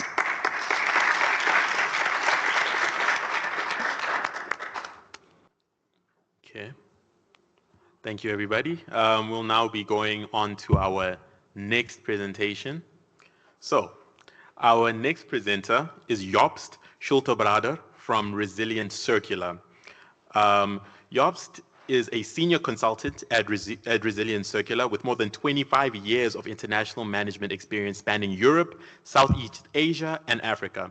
Jobst has built and led organizations across diverse sectors, including FMCG, education, and renewable energy, and has managed teams of up to 70 people. Since making South Africa his home in 2001, he has established multiple business ventures, including a Southern Africa retail franchise chain, and later served as the business manager of the Deutsche International Schule Johannesburg. Jobst entered the renewable and alternative energy sector in 2016 as CEO of New Horizons Energy, where he oversaw the commissioning of Africa's largest and first of its kind waste-to-energy biogas plant in Cape Town. Today, he consults on waste-to-energy and circular economy projects, helping companies transition from linear take, make, dispose models to circular systems that improve energy performance, reduce waste and carbon emissions, and optimize resource efficiency. Everybody, let's welcome Jobst. Thank you, Susan. Yeah, my name is Jobst, German by birth. Now for the last 25 years living in South Africa and loving it, working totally different arenas in the past, and then pulled into biogas in 2016 as a commercial manager, not as a technical expert. And with the presentations that were held, I'm not quite sure whether I'm actually doing a good course here in promoting biogas and its viability. But when I got a call from Gordon, where he asked me to be a presenter, I said, yeah, what can I contribute? You know, it's what we had, my experience, you know, tell us about the experience. Yeah, it's good to know also that, because I mean, someone spent almost 15 million rand to make me understand how not to do it. So with that, yeah, New Horizons, but basically a company concentrating on biogas, for to find and do clean energy solutions on the African continent. And the plant that was built for New Horizons in Cape Town basically was the largest waste-to-energy plant using municipal solid waste in Africa at the time. It's not so long ago, really. So the mission statement was New Horizons Energy is a disruptive waste-to-energy business. We want to contribute to company sustainability goals by implementing the principles of circular economy. Using our biomethane will help to offset businesses' carbon footprint. Wanting to be disruptive, wanting to go zero to landfill, converting waste to energy and improving social and environmental resilience. And by doing so, building a plant where waste is brought to the plant and then separated. We're talking municipal waste. We're talking everything that comes, wherever it's being picked up. That separates, it takes the recyclables out, extracts the organic material that goes into the biogas facility and makes use of the leftover refuse-derived fuel for some other means. And I won't go into all the little details here, but we set the benchmark quite high, or I say, because it was thought of in 2012 already, but mostly putting 380 tons of organic waste per day in a facility and making biogas out of it. That target was then revised by having people talking to and developers of technology saying, look, you have to go bigger. And with hindsight, sadly, the benchmark was set to 600 tons of municipal solid waste, wet trade waste, and pure organic waste per day, 5 days a week. Now that's a lot of material. The permitting completed in 2014, a loan agreement with the IDC was finalized in the middle of 2015, because without their financial support, it wouldn't have been possible. Financial close was done at the end of 2015, and the building and construction started straight away. I joined at the beginning of 2016 as a commercial manager. So by the end of 2016, the plant was done, so we started feeding with manure as a starting process. And then the final commissioning was in March 2017. And the whole thing is basically, 600 tons per day, so our receiving site for 600 tons of different waste. Dominantly was the MSW basically, to generate 1,200 cubic meters of biogas, in 2 digesters. Then taking that, making CO2 out of it and biomethane in an upgrading facility, generating 300 tons of digestate out of the whole processing that was then sold for agricultural as a fertilizer, and generating 40 tons of recyclables out of the whole process. The plant, basically what you see, is a very large, there's a mouse here. This is the hole where you're receiving here 600 tons a day, basically coming in, then processed, going through the variety of equipment, shredding it, filtering it out, manual separation, for the recyclables. And so we're talking really big. And the two digesters, they have a diameter, of 32 meters each. Because of weather, because of lightning, they were 2.5 meters sunk into the ground, so they're not sticking too much high into the sky. And that was basically the process, of the different waste materials coming in, collecting, tipping floor, extruding. Also, waste you have to. We're talking messy stuff here, really. If you imagine what was being put into the black bins and collected on a daily basis, we got it. Don't say more. We also had some negative experiences where we had to bring in the police and an end for what we found in the waste. Again, it's just for demonstration. It's a very complex scenario that was done. Also, again, in the attempt of saying before any waste goes on landfill, we take it all, we separate it and making use out of it. And from there into the digesters and the process. The commissioning lasted about 6 months. Before I come to this, just basically some pictures from the air where you have, they started building the concrete base for the digesters. That's coming out of the early stages of working it. You can see the building here, quite big, and the whole thing. Official opening then was in January 2017. We had Helen Zille there. We had Patricia de Lille there as the mayor at the time in Cape Town. So it was really a big event. Again, the biggest plant of its kind on the continent of Africa. Great. What an expectation. It's just, it looked all clean and nice before the waste came in. From a time frame, I just mentioned, basically, fully operational was supposed to be in July 2017. I moved down to Cape Town in April 2017, representing the owner, with the operator, because the operator was its outside company. And from the 2 months that I was supposed to stay there, I then stayed 2 years. And the planned investment of that facility was 357 million.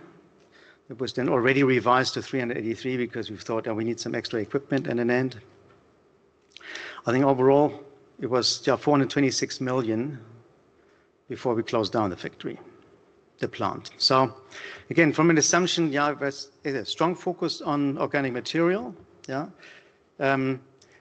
we found. Also after the first months, you find. Come to the chart here. Do I have it here? I will reverse back. The expected quantities, what we had from the municipal waste, we expected 40% is organic. We found initially 20. And then by buying from the farmers and around, we could increase it to 25%, but not the 40. The recyclables, at least 10% are good recyclables that we can sell. No. We only found less, 5%. Cardboard was all wet and nasty, so of no further value. And the non-organic material, 50% was expected. It came to 75% then. The 50% were supposed to be transported to a cement kiln to be burned as burn material instead of coal. Fantastic, would have cost 50 rand. But it was too moist. It couldn't be burned, so it had to go to landfill. So here goes the dream of zero waste to landfill. So in between, in 2017, we started to learn all this, that yes, we have to bring in extra organic material to get the plant up to run. Also from the pricing perspective, it wasn't quite as expected. And we had EFROX as our off-taker that was agreed upon for both biomethane and CO2. But then, We couldn't achieve the price for the CO2 in the negotiation. The exchange rate didn't do well for us at the time. Operations and maintenance, as I said, was external company came in to do all that. Also, that wasn't quite well thought of. Extra capex was required. Initially, also came. So, yeah, it was an interesting year, let's say, in negotiations. Also, the IDC was now, meanwhile, also saying, "Look, we've given you some money. We start, please start paying back."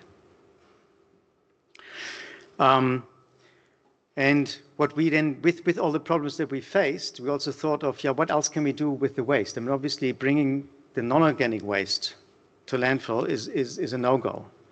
I mean, you bring in waste, and I'm making these numbers up now, because the waste collectors brought the waste to us, so they paid us to take in instead of them paying the landfill at a better rate. So let's say we made $1 million, but on bringing in the waste, but we spent $2 million to bring it to landfill later. So that's not a business case. So we looked at gasification, we looked at pyrolysis, and all the other possibilities one can do. But basically in November 2017, then it came to the conclusion: the initial investors were not willing to put more money in, because they did already spend over more what they intended. We couldn't get even from cold commissioning of the upgrade plant to biomethane and CO2. We never made a hot commissioning. We never had enough gas to actually feed that. As I mentioned before, the contamination levels of the waste that we got were just horrendous. Also, one of the major waste collector that we had had the contract for Helderberg, which is a very more affluent green area in Cape Town, but they lost that contract in 2015. So we got the waste from Khayelitsha, which is next to the coast, very sandy, very dry. That didn't help. The sand that we found, the corrosion that happened then also to shredding the material into smaller, the blades, they were worn off so quickly, it was unbelievable. What else was there? Lots, Obviously, also all the neighbors didn't like us to have the waste there. If the waste is being delivered in the receiving hall, it was lying there for a couple of days, before it actually went into the processing. Some of that wasn't fresh already, because until it comes out of the black bin, it's been 3, 4, 5 days old. So, I mean, the worst thing we had sheep's brain. Now that smells. I tell you, that's not good. So what we then started also, then the debris in the digesters themselves, was quite bad. I mean, you can see a lot of plastic stuff at an end. We then had to clean up the digesters, pump all the liquid out. This is how it looked like, after a couple of months. Okay, we stopped now producing, at the beginning of 2018. And this is now ground level. What you see here is ground level. Just imagine the tank is 2.5 meters deep in the ground. So not a pretty sight. I had this chart earlier. That was basically where there's a death sentence. If you can't solve that, it can't work. Not financially and not practically, technically. So high ambition, but nothing was possible to generate in order to make it workable, unless you spend really hundreds of millions in addition. And finding that kind of investor, obviously the IDC was upset because we didn't pay back on the loan. The existing investor wasn't willing to spend more money. I was meanwhile promoted to CEO of the company because everybody else has left. And the negotiations also with other companies that were interested in taking over, doing something with the facility, those negotiations weren't successful because the IDC was also adamant of saying they want the whole loan back. So if you have to pay back with interest. At that time, we were at 270 million rand that the IDC wanted. it would have cost at least another 100 million to upgrade the facility into something that works. That's not a business case either. So it was, a bit of a disappointment. We learned a lot. As I said, also own operation is key to cost reduction and alignment. So you have to do it yourself, if you have a plant. And make sure that, it's for a higher amount of organic waste, that you set up for that you can actually generate more gas. Try to maximize the gas production. Obviously, that's the main article that comes out of the main product that comes out of such a facility. And also incoming logistics, that is streamlined, well negotiated, that you're not spending too much time and money on transport. So out of the dream, I put an asterisk. Converting waste to energy is still a very good idea. I can only support Gamu and everything here. Improving social environmental resilience, is in there. But make sure that your aspirations are manageable. So again, I can only support what we heard in the previous presentation. Rather start small and then go bigger. While you have learned the trade, you know that we have what you can get. This was too big. So was it the end? I'm here, just pictures of May 2017 when everything was still early in the plant. In July 2020, you can already see possibly here from these 3 CO2 tanks that we had on site from Afrox. Okay, meanwhile, it's just one. This is gone. And this is the picture from today, or from February this year.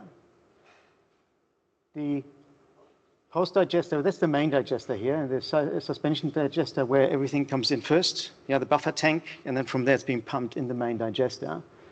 The post digester, then what we had, you keep the sludge in the main digester first for about 20-25 days, and you bring it over into post digester, to get more out of that before then it goes out.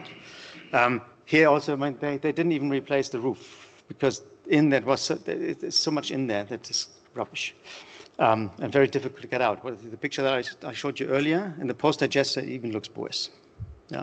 What is in there. But it's not the end. So Cape Town Biogas has taken over now. About a year ago, they started operation, concentrating on 250 tons of organic material. Let's not deal with anything else. It was their and they do 3 products: biomethane, CO2, and selling it as an organic fertilizer. What is difficult? I mean, obviously, I didn't stress that enough in the design. Also, we did. Having so much digestate, because obviously what you feed into the digester, that amount will come out again in liquid form or in dry form in the digestate dried. So we put everything through a centrifuge to separate that, so that the dry digestate can go to agriculture as a fertilizer. The liquid, 40% we recycled back into the plant, and 60% went down the drain.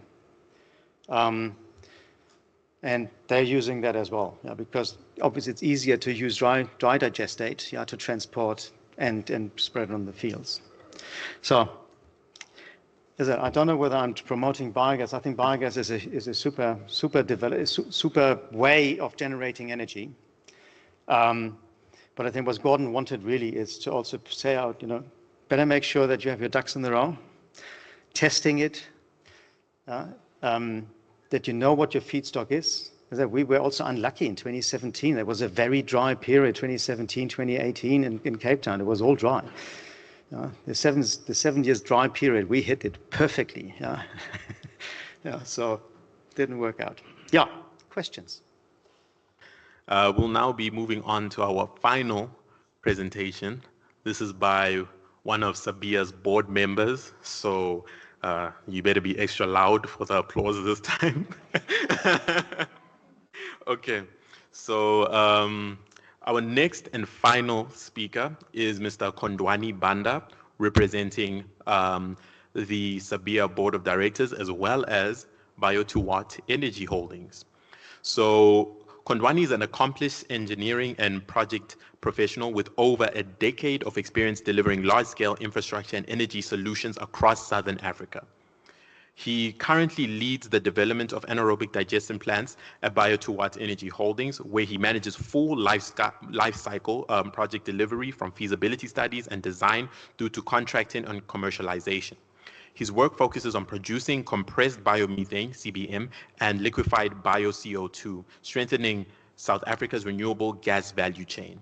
Kondwani serves as a board member of the Southern African Biogas Industry Association and is the chairperson of the SAIMM CDP committee. In addition to his industry work, he has played a national role in shaping engineering standards in South Africa, having led ECSA committees responsible for drafting the engineering codes of practice and training guidelines for metallurgical engineers. Kondwani brings a rare combination of technical depth, strategic leadership, and sector-wide influence, making him a highly valuable contributor to discussions on biogas, renewable energy, and industrial decarbonization. Ladies and gentlemen, let's please welcome Mr. Kondwani Banda.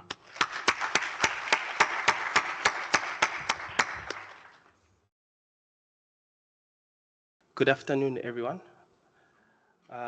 I actually wanted to try and take a different angle. So look on the industrial side, because I think with the workshops, most of the presentations were looking at small scale to medium scale biogas production. So this is my take from the industrial side.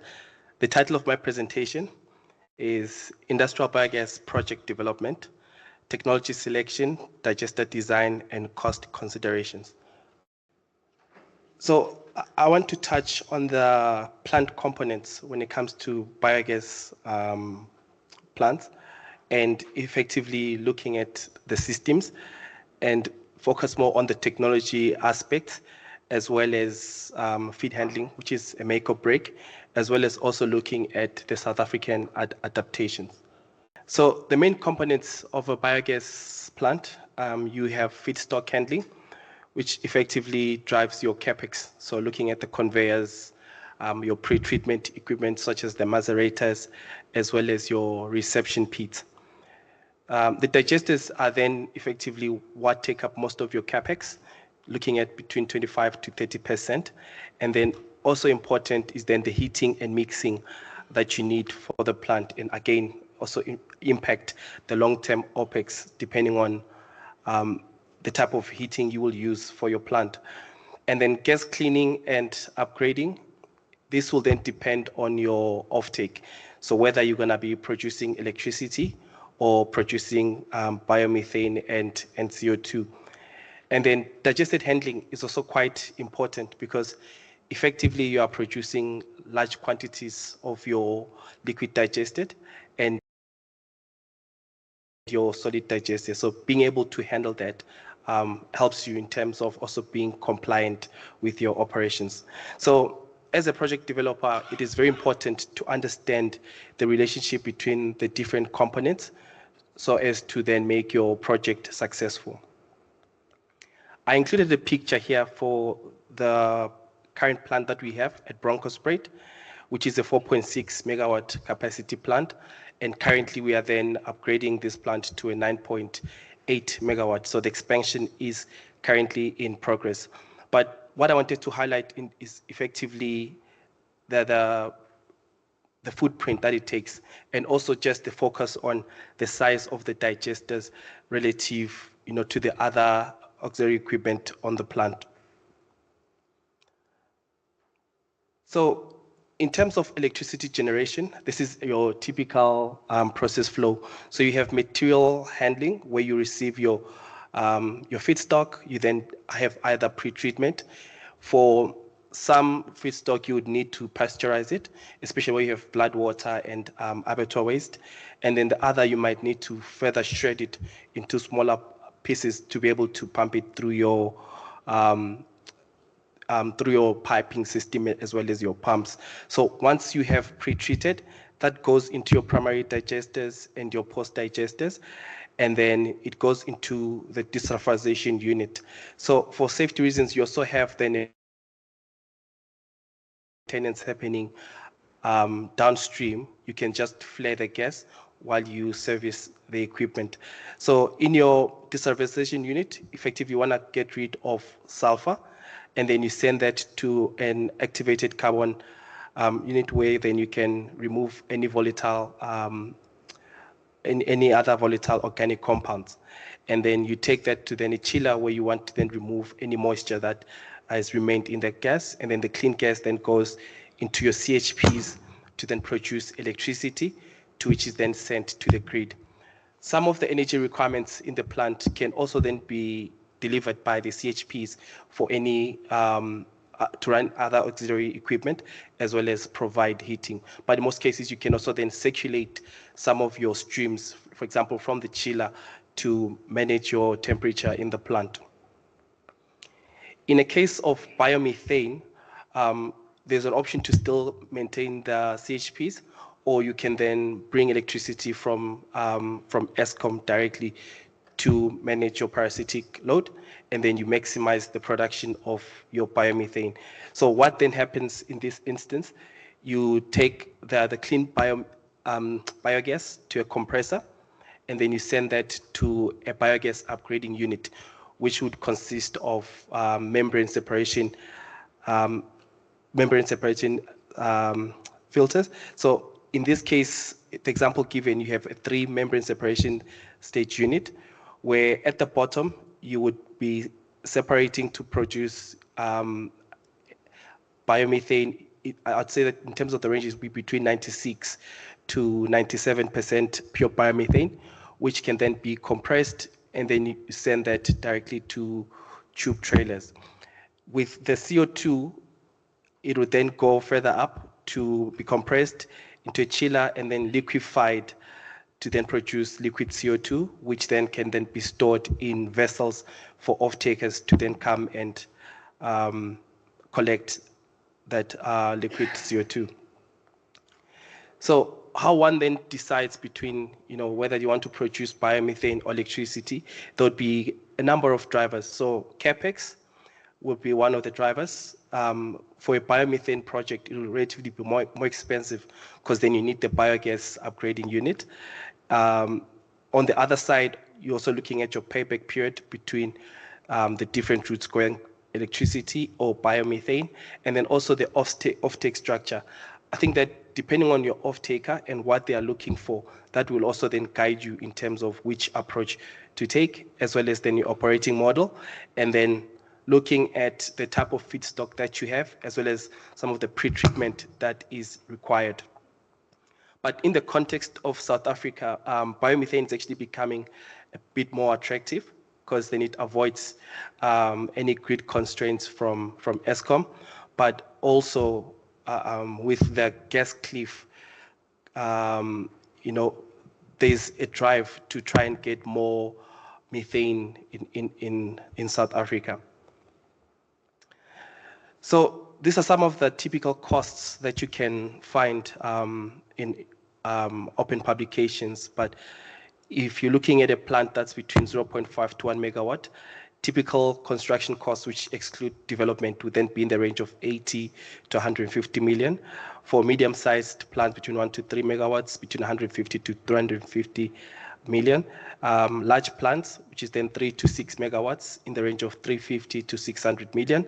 And then for flagship plants that are 6 megawatts and above, it can then be between 600 to 1.2 billion. I just want to highlight that the cost can obviously be higher depending on any delays that you can have during the construction phase, or any other issues that you might find when you're now in that project construction phase. And then development can then range between 5 to 20 million upfront. And this is also what makes industrial scale sized projects a bit riskier, because if anything happens in terms of delays to get to construction or any regulatory challenges that one faces, it just also then increases that development cost. So when you get to the construction phase, some of the cost drivers will be the digester type. So the technology that you use will impact that. The cost of civils, the feed handling, your upgrading technology, as mentioned, whether you're going biomethane or electricity, logistics, as well as your energy model. I then included a slide which has a video. I hope my sound is on.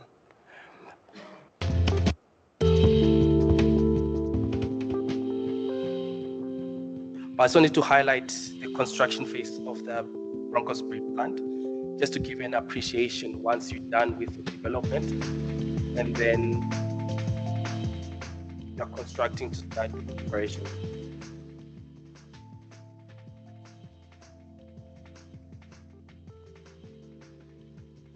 This is about 10 years ago when this actually took place.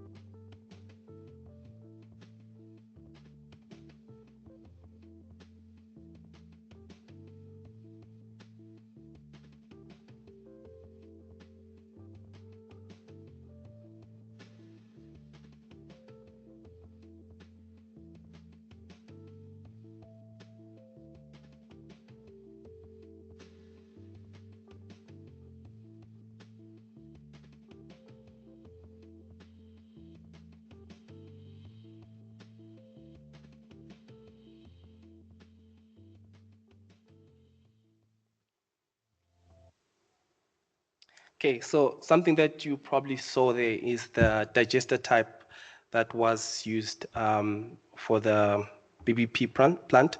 But when it comes to the different types that are available there in terms of technology, the most common one is the continuously stirred tank reactors. And effectively, these are used for where you have mixed agriculture and food waste. And it uses a large heated tank as well as continuous mixing. So why developers prefer this type of reactors?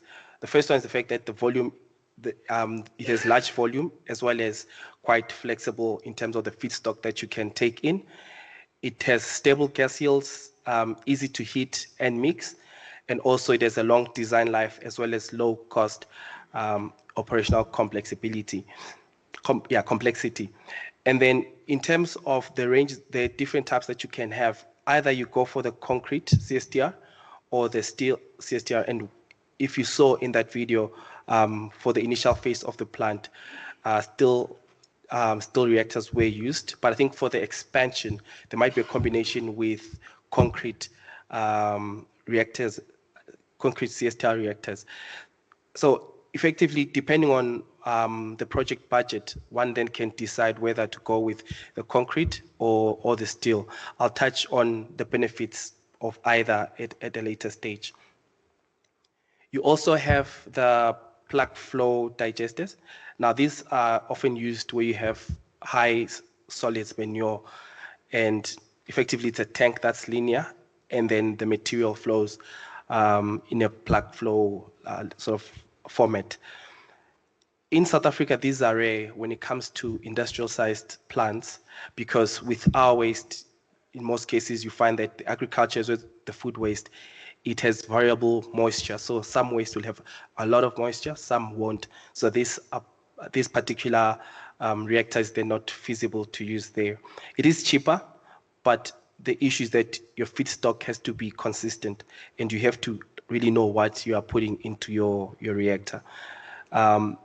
So effectively, it's not recommended for large-scale type of projects. There's also the fixed dome digester.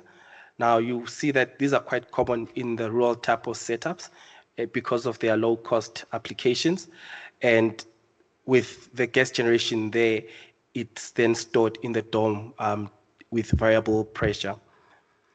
The fixed dome, you can't use it in terms of like for an industrial application.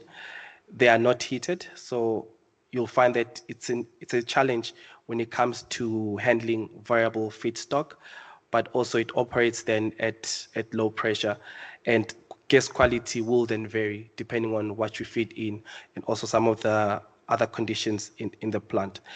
Most small-sized projects in rural communities where they're training the community about biogas and engaging with them, they do use this approach, but not necessarily for commercial activities. You also have the balloon or tubular digesters.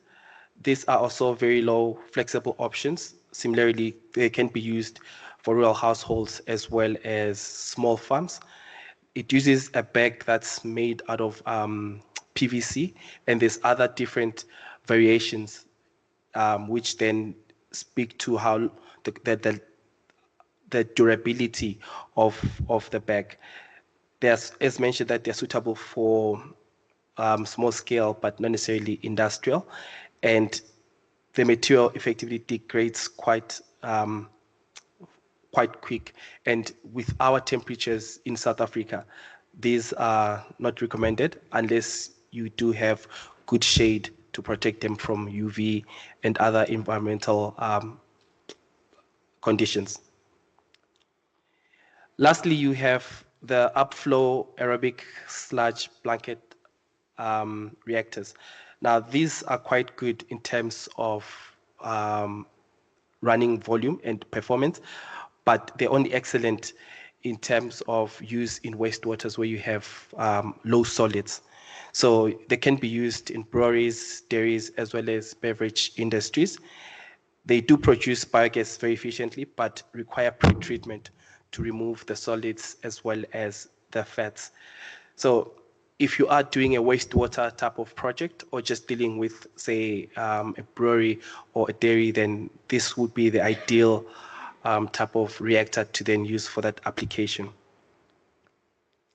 So I did mention that I'll come back to the comparison between the concrete as well as the steel tanks to see what would guide you to decide which approach to then take. The concrete tanks have a long design life, so up to 40 years, the excellent thermal stability, but do have higher capex and have also longer construction periods. They are very good in terms of the size that you can get. So it can be very big, very large tanks, and also perform quite well in harsh weather because of that extra insulation that you get from concrete. But in instances where you want a modular and still want to upgrade your plant, then still digesters are actually ideal because they are lower in terms of upfront costs, but also faster installation because you have prefabricated bolted design. And I think from the video, you could also see how it quickly rose from ground up. And also, I think the challenge with steel is the shorter lifespan, between 20 to 25 years, especially because with steel, then you have corrosion as one of the factors that you need to sort of guard against. So you need excellent corrosion protection for the steel digesters. So as a rule of thumb, if feedstock is stable long-term, then concrete is the best investment. And then if the project needs fast deployment, and there's uncertainty in terms of feedstock supply, then still gives flexibility. I think there was a question that was posed around feedstock. The challenge with development is that it'll take maybe, let's say, between 2 to 5 years. Worst case scenario, it can take 10 years. Now, you want to secure feedstock with the companies that collect feedstock, right? So you're going to get your letters of intent to say, we're building this plant, we need so much waste, say 300 tons of waste. But 5 years is a long period to actually hold a contract with someone that's in the business of making money with the organic waste. So that becomes a challenge when it comes to certainty of the feedstock that you will take. From a design point of view, you are designing this plant based on the committed 300 tons of waste per day. But chances are by the time you start your operations, that might have changed. The companies that are collecting that particular waste might have closed down, or the waste might have been diverted elsewhere. So it does pose a risk. So in instances where feedstock supply is not guaranteed, or you don't have good visibility, still digesters then are ideal because you can start off modest, and then as you secure more feedstock after operation, then you expand your plant. But in cases where you already know the type of waste that you're gonna receive and there's commitments that it won't be diverted elsewhere, then concrete tanks would also then be ideal. Else, a hybrid scenario where you start off with steel, and then when time goes, you move to concrete.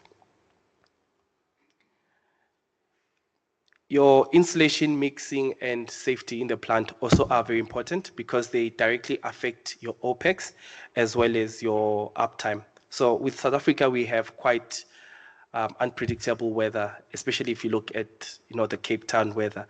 So in that instance, then insulation is very important to ensure that on those extended rainy days, extended winter days, your tanks are well insulated, and thus minimizing the amount of heating requirements for the plant.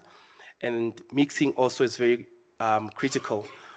So the option can either be you go for mechanical, where you have blades, or you go for gas mixing.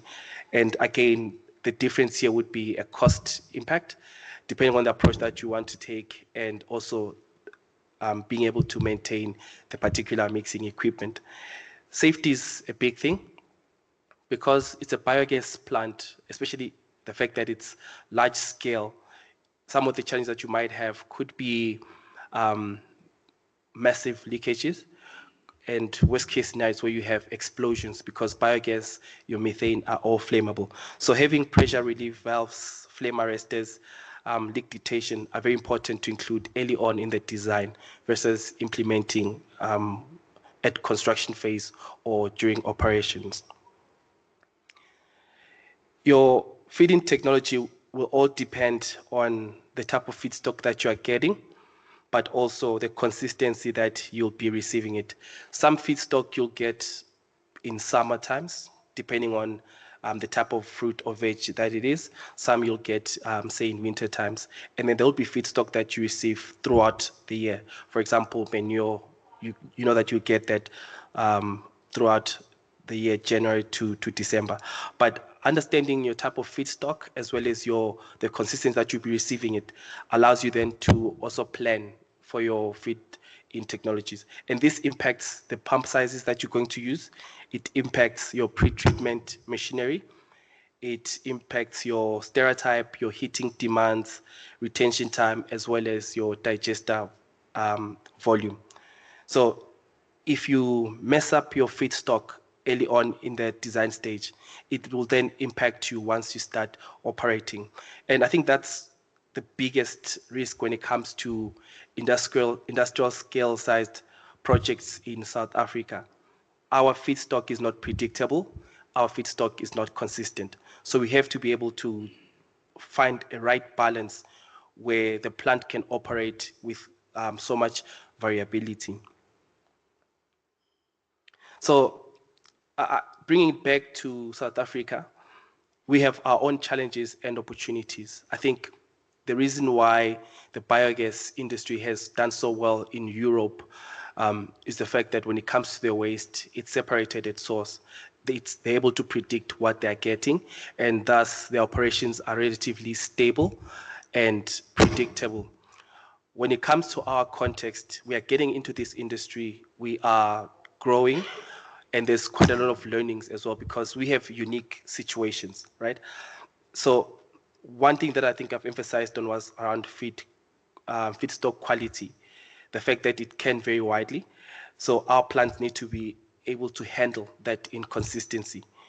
Agricultural waste has high fiber. So what that means is that you need stronger mixing, and in some cases you do need pre-treatment. So hence you would have like your macerator to crush your feedstock. in cases where you have contaminants, like for example, from abattoir, you need to pasteurize it to kill some of the harmful elements in your feedstock. And then depending on the combination thereof, you will need probably several stages as well to ensure that your plant operates efficiently. I also did touch on temperature swings, the fact that we do have hot summers and cold winters, but sometimes even extended, cold winters. And good thermal management will ensure that you have relatively stable operations on your plant. Load shedding is an issue. I know that we are currently working to address it, and there's been less frequent outages, but it doesn't mean that we've taken out the risk itself. So ensuring that you have a good plan to address your parasitic load on the plant. As mentioned, you can either have your own engines, so CHPs that will give you that power that the plant needs, or one can go for so gas-fired boilers to give you your heating needs. Alternatively, I think something that hasn't been explored yet is where now you have a combination of solar and your biodigesters. So that's also an area where now we need to start thinking, how do we bring the different types of renewable energy on the plant? Local manufacturing reduces cost. So if we can produce most of the tanks locally, I mean, some of the equipment is found locally as well, it assists in terms of bringing the costs down. The challenge currently is rather on the financial side. Most companies that are willing to fund large-scale size projects, you find that they are from outside South Africa. Most of them are European funders. So the challenge with having European funders is that sometimes they will need you to also invest back in Europe, meaning some of the technology you'll get it from Europe. And most of the well-established and reputable companies are based outside of South Africa. So what that means is that it also then drives your project costs up. But if we can have, if we can have better participation in the industry and start manufacturing some of this key equipment locally, then that will also bring the cost down and then allow the market to bloom. Lastly, it's water scarcity. So as a country, we do have water challenges. So it's important that with our designs as well, we look for options where they need less water, but where possible, also look at means to recycle some of the water in our plants. And in some instances, it might mean that we actually recycle the liquid digestate. Because as I mentioned, that it's actually quite a cost to handle that, especially if you don't have an immediate off-taker for your digestate. So where possible, we can circulate and reduce the water needs, the better.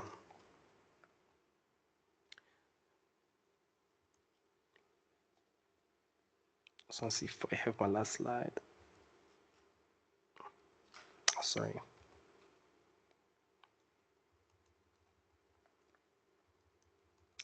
Okay, so I think it brings me to the end. So in conclusion, the choice of digester type, the construction method, the feed handling, as well as the final gas use will then drive the life cycle cost of your project. And the developer's role effectively is then to find a balance between the capex, the opex, the risks, feedstock availability, as well as off-taker certainty. And I should say that feedstock availability itself, it is a risk that needs to be managed, but slightly harder because it's something that's out of your scope of control until you get to a point where you have firm contracts with the feedstock suppliers to your site. But despite that, South Africa's biogas industry is moving towards the industrial scaled biomethane plants. And there are some strong commercial off-takers, such as within the food processing, logistic companies, as well as industrial gas users. Similarly, I think I did mention this, the fact that we're going to have shortages in methane. This is why also some of the off-takers are then looking into this direction. But also when it comes to having good ESG practices within organizations, some organizations are looking at how can they replace their LPG, their diesel with biomethane or electricity that's generated from biodegradable feedstock. So understanding these design choices effectively is what positions you to develop projects that are technically robust and financially viable. But it doesn't change that there will be challenges. And I think what's important is having such engagement so we can learn from each other so that we can navigate the industry smoothly with less challenges and less failures. Thank you.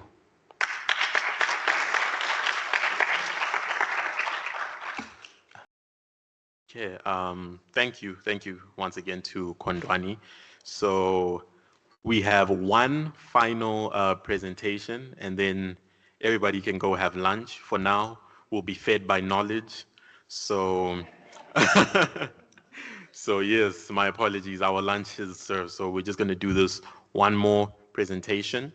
So our next presentation is by BlueHills Capital Projects.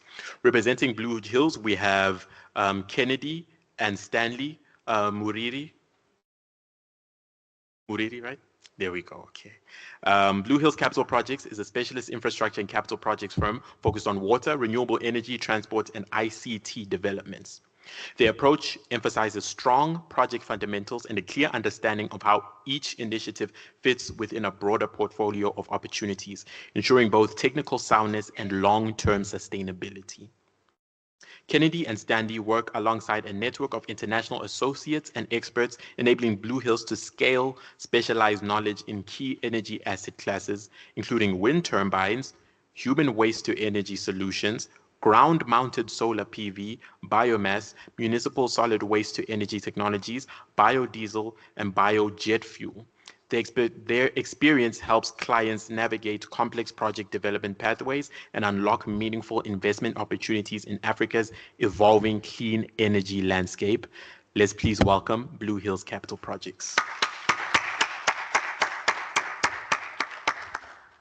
Thank you very much, Tusang. Like I said, I was actually given the graveyard shift, but I'm not complaining. You guys are here, you're going to go hungry for another 10, 15, 20 minutes, if you don't mind. My name is Kennedy Muriri from BlueHills Capital Projects. Like Dr. Mary Jane, this presentation is not mine. No, it's not. It's actually for my business partner, Guy Ngosi. Unfortunately, he wasn't feeling well, so I had to come in and deputize here. But coming here has actually opened my eyes. He has been interacting with SABIA for I don't know how long, but we're not old members, is that right? I think we recently joined. Yeah, it's been a year. About a year or something like that, yeah. So he is the group CEO of BlueHills Holdings, and he prepared this particular presentation for us. I also have my brother over there. Don't look at him in terms of size and think that he's older than me. He's not. I'm older than him. So that respect must always come through and all that. And then my other brother here, Tuta. They're both big, but, well, I was going to say something. Let me just maybe like that. Right. In 2015 years, Guy and I thought, hey, we'd struck gold, man. We found ourselves, having to, to sort of like invest in an engineering company. I respect engineers, so I'm not running them down and all that, but we were very excited. When we didn't know anything about that engineering firm. We did our due diligence, and it made us come up with probably a term that we used from that time onwards, where we thought, okay, in terms of our theoretic due diligence, we were fine. But then, the 2 years that we worked with that particular engineering firm gave us the practical side of things as well. Guy is an accountant by profession. He's not an engineer. I'm a management consultant by profession and research. I'm not an engineer, but we had to learn very fast, so that we also speak engineering, if there's a language like that. So we had to learn a couple of things and all very fast. Within the 2 years, I remember by the time that we walked away from that partnership, we had lost about 2.6 million. We went there debt free. We came out 2.6 in debt. Right. That's how bad it was. And I thought to myself, my goodness, what do we do? Broke, no cash. We didn't know what to do. We'd abandoned our management consulting firm, focused on this new idea that was very exciting, and it failed very badly. I can't remember how we actually survived that particular period, but we came out. And the 2.6, as it turned out, it was very good school fees for engineering, because suddenly we had a very interest in engineering. So from that moment, BlueHills Capital Projects was actually formed during that period, but it wasn't really trading properly, And after the COVID, maybe around 2022, if I'm not mistaken, that's when we went into this field here. In terms of engineering, biogas, and everything that goes with it. We had a meeting with the Development Bank of Southern Africa, DBSA, and we liked what they were talking about. And then from there we went in. Remember, we are still green here. No practical knowledge. We had the knowledge, a little bit of the knowledge now, but we didn't have the real practical experience in terms of setting up a plant. And that's why, my brother here, you can't run away from it. I need to talk to you, because what we're doing is very big and all that. And also our, is it board member? Our board member there, good to talk to him as well in that respect. The doc here, yeah. Thank you very much for the presentations that you have actually given, the eye-openers and all that. But I'm not going to talk so much about, the technical side of things and all that. But when you're broke and you have no money, you've got to find ways to make money. That was the thing. You needed money. So we resuscitated BlueHills advisory. We did our work, management consulting work, strategy, research, everything that went with it. And we used that money to slowly build BlueHills Capital Projects. We tried to borrow money from here and there. The banks, they said, okay, let's look at your balance sheet. Do you have any money? Our balance, there are holes in there, so you couldn't get the money. There was nothing. So we had to fund these things on our own. We were looking for projects, and for whatever reason, we got a project in Malawi. We presented, they wanted energy. They had just lost a lot of energy and all that, And we decided that's where we're going to, because we were not going to go through a lot of processes in terms of bidding, all sorts of things. Well, they liked our idea. The whole idea of a 56 megawatt plant, biogas plant, was actually birthed from there. And we started building that whole thing. We started working on it. The feasibility studies, they need money. So we're taking money from the consulting firm and funding all these things here. So we did all the feasibilities and completed those. And during that period as well, we had even identified the land. Everything was all sorted out, and we excited about it. 4,000 hectares of land, because in Malawi, unfortunately, I like what you're talking about, when talking about landfills and all that. But I don't think there was structured, landfills in that place. We're going to have problems with feedstock. So the whole idea was to grow our own feedstock on a 4,000 hectare farm. So we were going to use what we call Napier grass. In fact, that's what we're going to use, in terms of what, because the funders were also looking at it from that angle. The risk was too high.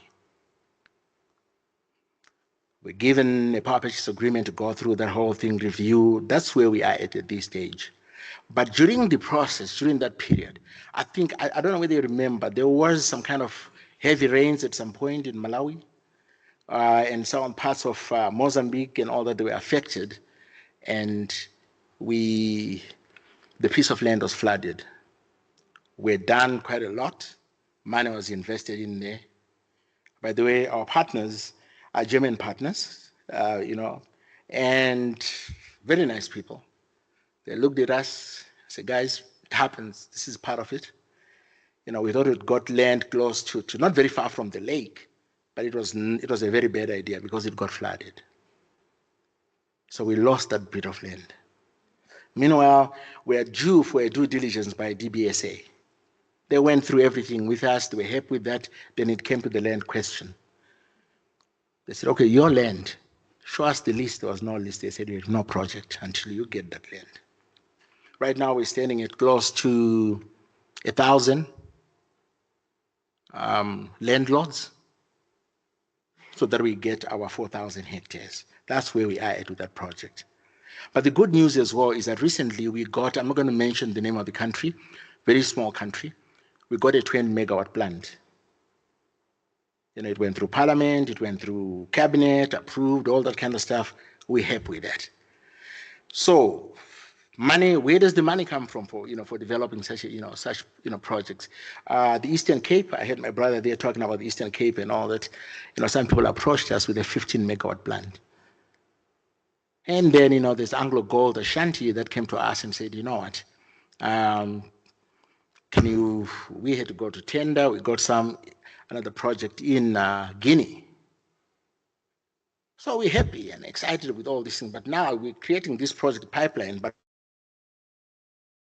this whole thing happens. I remember we got a call, I started looking at my emails and there's a whole lot of emails coming from a number of places that I don't know of. Guys were talking about carbon credits. My brother Stanley, well, I didn't listen to him at the time. He had spoken about carbon credits. I mean, yesterday I just dismissed him. I said, come on, man, I'm not listening to that. When you talk about money, to me, it's money, real cash, if you've got cash here. This crypto stuff, all right. And he spoke to me about it. Well, it only made sense when guys started talking about it. Okay, sometimes you despise your own, you don't listen to your own siblings and all that, but that's what happened. And we started getting all this information on carbon credits. And today I just want to talk about that. I'm not going to take a lot of your time, but I'm not quite sure as well at this point in time in terms of some of the smaller projects where they would fit in terms of carbon credits. But I know that what we're developing, basically, there is a whole lot of it. There is a lot of money. I don't know how much money that has been allocated so far for carbon credits. It's a whole sector. There's a lot of money there. But how do we tap into that money so that we can actually, develop our projects? I know we've been talking about biogas, we've been talking about everything else and all that. But because we're going green, there's actually money there. I didn't look at it because I thought it was similar to crypto. Sometimes with crypto, I didn't want to waste a lot of time with that.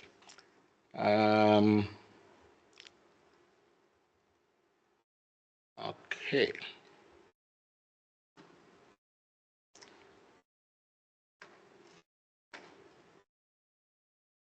The laptop is, it's the what plug. did it? The plug. Yeah, it sometimes does that. Let's do this. Okay, I need to move to the next one. Does it work? No, go away. There we go. Ooh, okay. It's doing that thing again. So let's exit and then go back in. You must use your own tools, use other people's.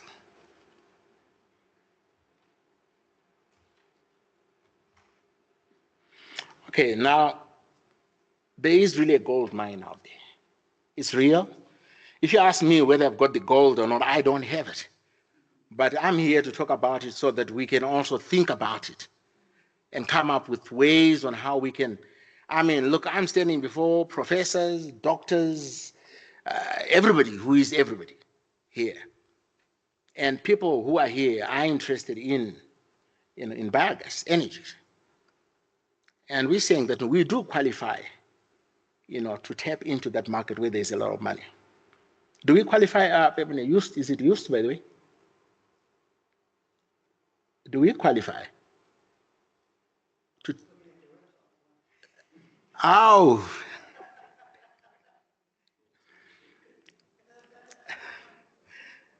do we qualify? You are from Germany. Do we qualify? Is this market real? I'm going to ask you this question. I love things that are very interactive. Is this market real? Can you answer that? I'm going.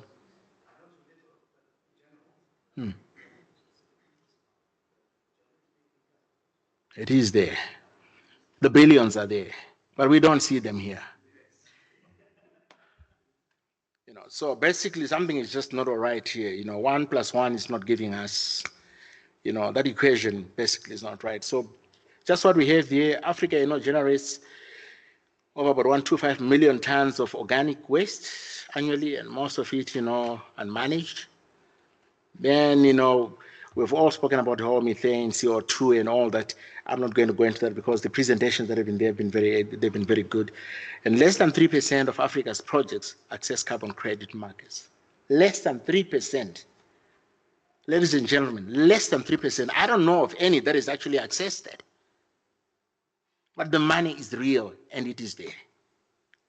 I know sometimes when we talk from a very, academic point of view, we want to be politically correct and all that. We don't want to talk like Captain Jack Sparrow, who basically was there for money. We don't want to talk like that because people say that we are greedy. But we need the money. We need the money. Projects have failed because of no money, no funding and all that. Biogas could unlock, at least in USDs, 20 billion per year in carbon and methane credit value by 2030 if we basically structure our market properly and all that.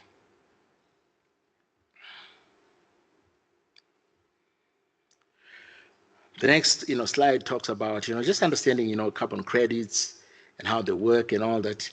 I'm not going to go into the equation, the markets and stuff like that. Stanley, do you want to come around and just explain 1 or 2 things here? But what I want to say is that standing here, when he told me at that point,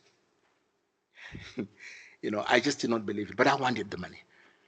Briefly, just in 1 minute, because these people are hungry. They are very, very hungry. Well, thank you so much. I think we will cut short the presentation. But basically, I think his call is for us here in Africa or in South Africa to be able to tap into the carbon market space, biodiversity, or methane credits.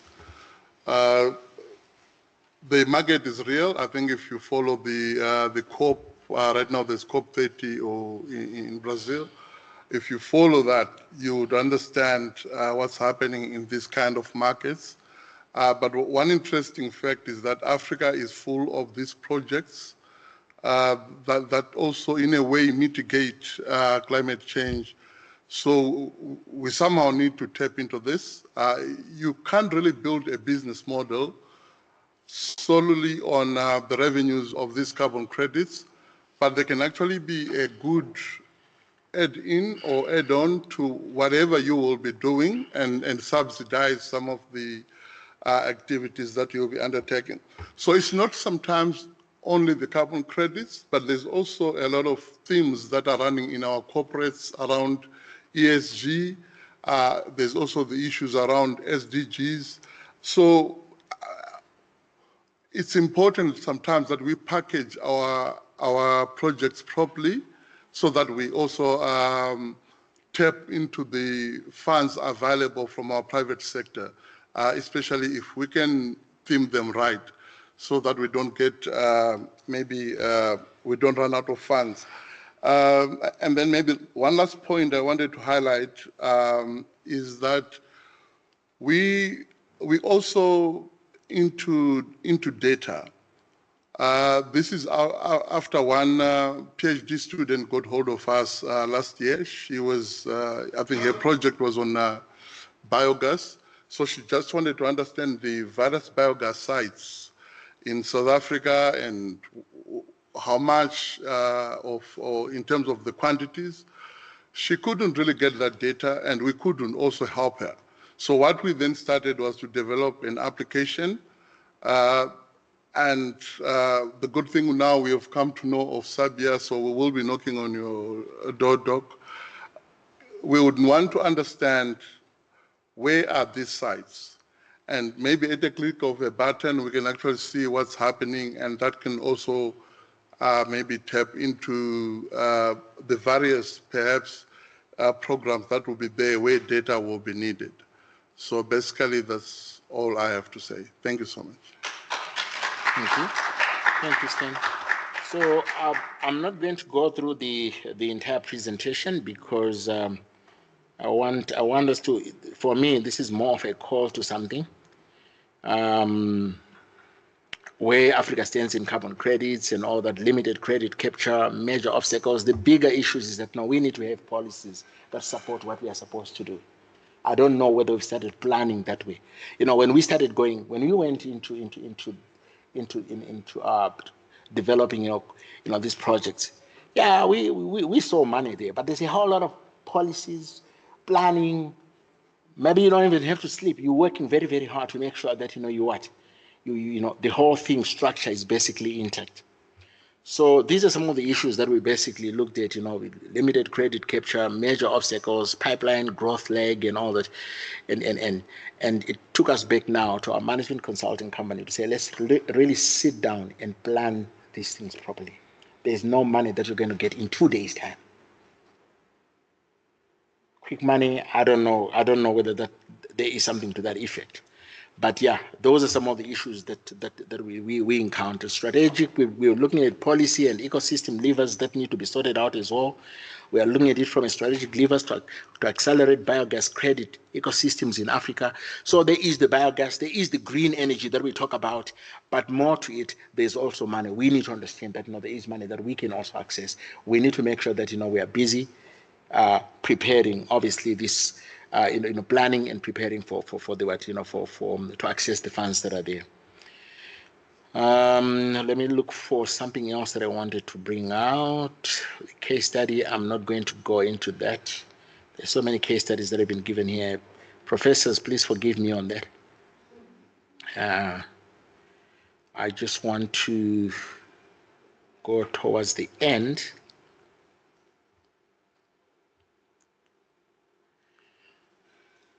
There is a roadmap there, 5-phase roadmap to drive biogas credit scale up across right Africa.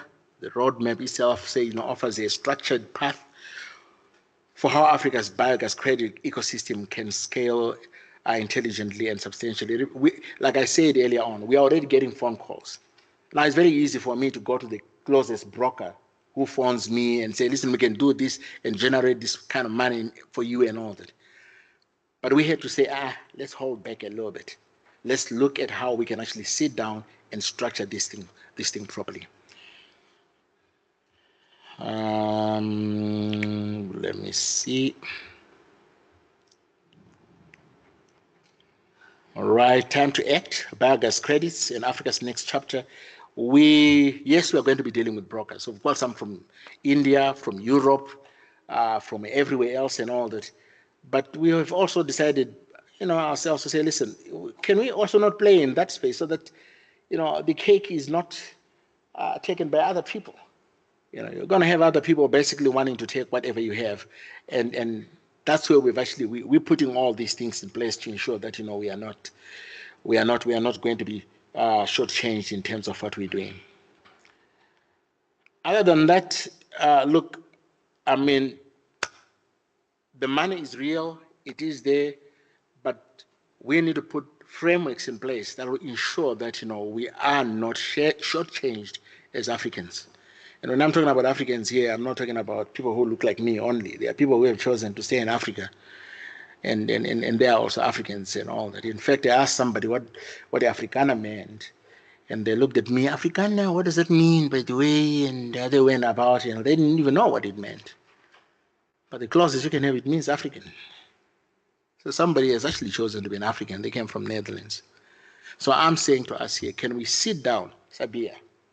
I'm asking you, can we sit down properly and come up with a framework so that we can access this money? All right. I know you also need the money the doctor needs the money to scale. You need to scale up your project. The money is there, doctor. This is not like an illusion or whatever it is there. Can we sit down and ensure that we can actually access this money? You heard what the board member said in terms of just developing that part. That's where we are playing at BlueHills Capital Projects. So from a revenue point of view, obviously money from electricity we're going to get money from electricity, money from the gas itself, money from fertilizers, byproducts that are coming from there, and then heat from the power station itself. But carbon credits are also there. That's another source of revenue that I would like to say, let's sit down and discuss this. Thank you very much.